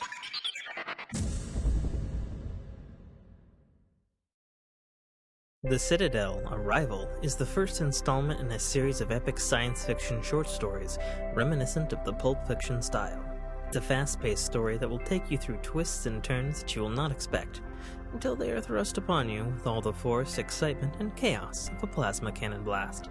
The story follows Katarl, a nobody cog in the working wheels of a futuristic society run completely by Megacorp, a corporation that carefully runs and manages the lives of the people living under its sphere of power. On one of Katarl's few and far between days off from work, an outing he had hoped would be fun and relaxing turns into an explosive adventure that drags him kicking and screaming into situations and challenges that will make him question every aspect of his life. Watch this colorful tapestry unfurl as Katarl and his newfound allies find their way through this classic, yet oddly surprising tale of good and evil, where nothing is quite what it appears to be. That's The Citadel, A Rival by author Tim K.A. Trotter, available right now on Amazon Kindle Store and iTunes iBookstore for only $2.99. Hello? What's up, Tim? Hey. Hey, can you hear me? Yeah, can you hear me? Oh yeah, everything good? I think so. Okay. Just re-engineered my mic stand this morning. Drilled some holes, tapped some bolts. Yeah, I'm gonna get a blue snowball next year. This mic's good, but I mean, I need to, I need to step it up a little bit. I do indeed.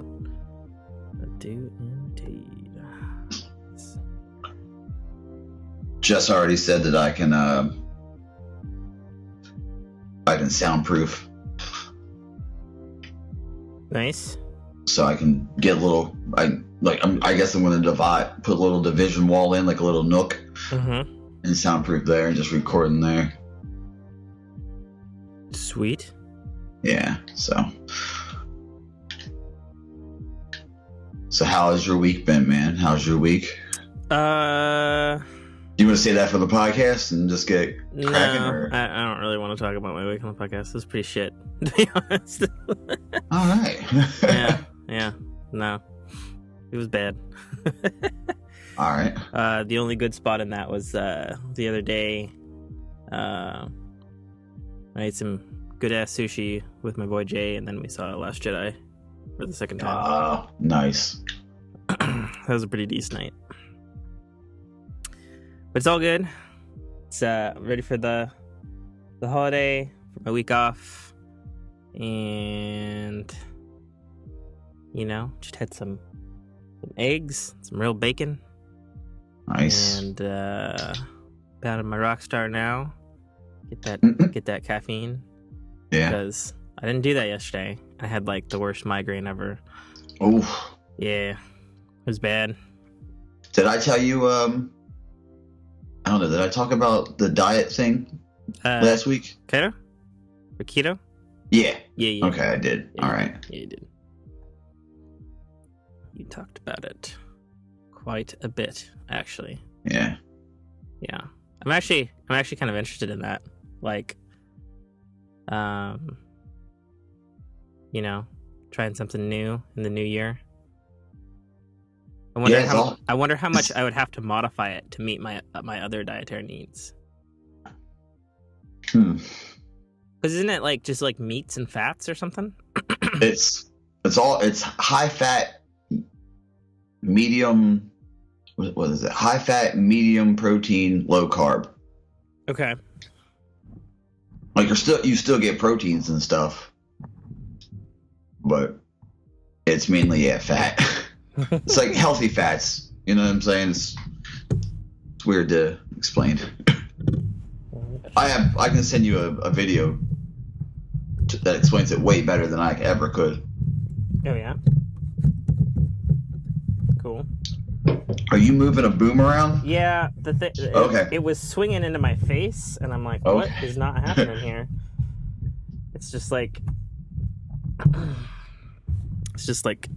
it was like towards my laptop monitor, and just started inching towards my face, and I'm like, what are you doing? It just sounded horrible. I was like, oh god. Yeah, no, and then I fiddled with the gain just a bit too. Okay. So, yeah. Okay. So, cut this here. I'll put this right here. Okay, so tell me, can you hear any sort of like clicking? No. You can't hear any sort of clicking? No, not at all. Okay, fantastic. Do you hear anything? I mean, I hear everything, but That's true as well. like I'm like I have good ears in general, and like I got like everything off in the room right now. Oh, okay. It's actually a little cold, but which is hilarious because it's always too hot in this room. But so it goes. It's like cold as shit over here. I guess it's gonna snow on Christmas over here. Really? Yeah. Oh God, no. Yeah, I woke up to like 6 texts this morning. It's like, white Christmas, white Christmas from my Jessica. I'm like, oh Jesus. God damn it. I was gonna guess you're Jessica. Yeah. Oh, that's funny. Yeah. So I guess that's happening. I mean that'll be all right. I mean, it's not like I'm going anywhere. I've been getting it's Christmas. It's almost Crimmins. Crimmins? It's almost Crimmins. Yeah, Crimmins. That's what she's calls it all the fucking time. It's Crimmins. I'm like, God damn it. Wow. That's pretty ridiculous. Yeah, well, I mean, you gotta think of it this way. She loves something. She loves something. That sounds very dark. She loves Christmas. Oh man. I'm sure we've talked about that. Yeah. I'm gonna get because these are gonna be loud. I'm gonna get these vitamins in me. Okay. And then we'll officially start this shit. No worries, bro. So. Yeah, I'm excited for your girl to get a Switch and oh my God, for you to experience the Switch particularly. Do you know how hard it is for me not to be like, I got you a Switch, shut the fuck up. It's so hard. It's so hard. Did you I was thinking about this strangely in the shower. I don't know why. It's what I do. But did you get her a Pro controller? I just got her the base. Why? Oh, okay. The base Switch, yeah. Like, does your woman have like petite or decent or like jumbo sized hands? Just normal hands for a girl. Oh, okay. I mean, it'll probably be big in my hands. Okay. If that's the case, but yeah, she's just normal size hands. Do you have small hands? No, I have quite large hands for okay my size. Okay. I'm not super tall, and I got mitts. Well, how tall are you? I'm almost 6 foot. Oh. Like I'm like a hair under 6. So what's that? That's like 5'11". 5'11". It's like 5'11" and 7/8. Oh, okay. Because I'm 5'10". Oh yeah, so we're about the same size. Okay. We're about the same height. Yeah, my hands, I got fucking mitts. I have like decent sized hands, but they're like they don't match my male body. Like I have like really tiny wrists, and like forever, like I always had to wear like women's watches because like the men's bands, like I couldn't take enough links out of them to like fucking fit a watch on. So like I don't know, like my hands are very, very slender, and I've had like creepy hobo women on the street come up to me and comment on how pretty my hands are, and I'm just like, that is fucking thanks. I'm gonna keep walking this way. Are you gonna cut them off? Is that what you're trying to do? Yeah, and I knew this one person, and they kept telling me that I should have been a hand model, and I'm like, that's a thing. But also, that's not a little creepy. Oh yeah, no, I'm not denying that it was creepy as fuck. I'm just saying, like, numerous people have told me this, like, oh, your hands are beautiful kind of thing, and not in a, I'm presently dating you kind of way, but in a, I'm gay and I think your hands are beautiful, or I'm a female and I want to like chop off your hand and put it on display in a museum kind of way. I'm just like, oh, well, already. That doesn't make me panic one little bit. Thanks. Exactly. Yeah. I need to stop talking so I can put these fucking vitamins in my mouth.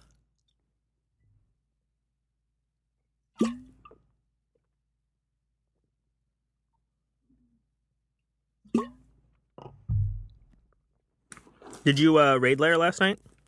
I did not. Oh, okay. Yeah, I skipped out on it. Yeah, so no worries there. As no, yeah. I mean, that's the thing about Destiny 2. I'm okay with not being a raider. See, as long as if I can experience it once, I'm good. It's not like the cast is missing out on or anything if I just don't play it every single fucking week. You know what I'm saying? Yeah. I mean, I feel bad because I do want to do raids every single week, but I only want to do the raids if they're like a good raid. Mm-hmm. Like, I enjoyed what I played of the raid lair much more than I enjoyed, Leviathan as a whole. Yeah. And like I guess that's my catch-22, and I'm glad that Bungie has raid lairs now. Mm-hmm. And so because that tells me that it's like, all right, raid lairs are going to be Crota-sized every time. Get in, get out, 30-40 minutes tops, unless you're like really shitty and obviously playing it for the first time and need to figure out the mechanics. That's fine. But it's like, I've never done the Leviathan in less than 2 hours. You know what I'm saying? Or I never did King's Fall in less than an hour and a half. Yeah. And it's like... Oh, let me grab my jacket. God damn. Cold? Ooh. Yeah, it's fucking chilly in my office.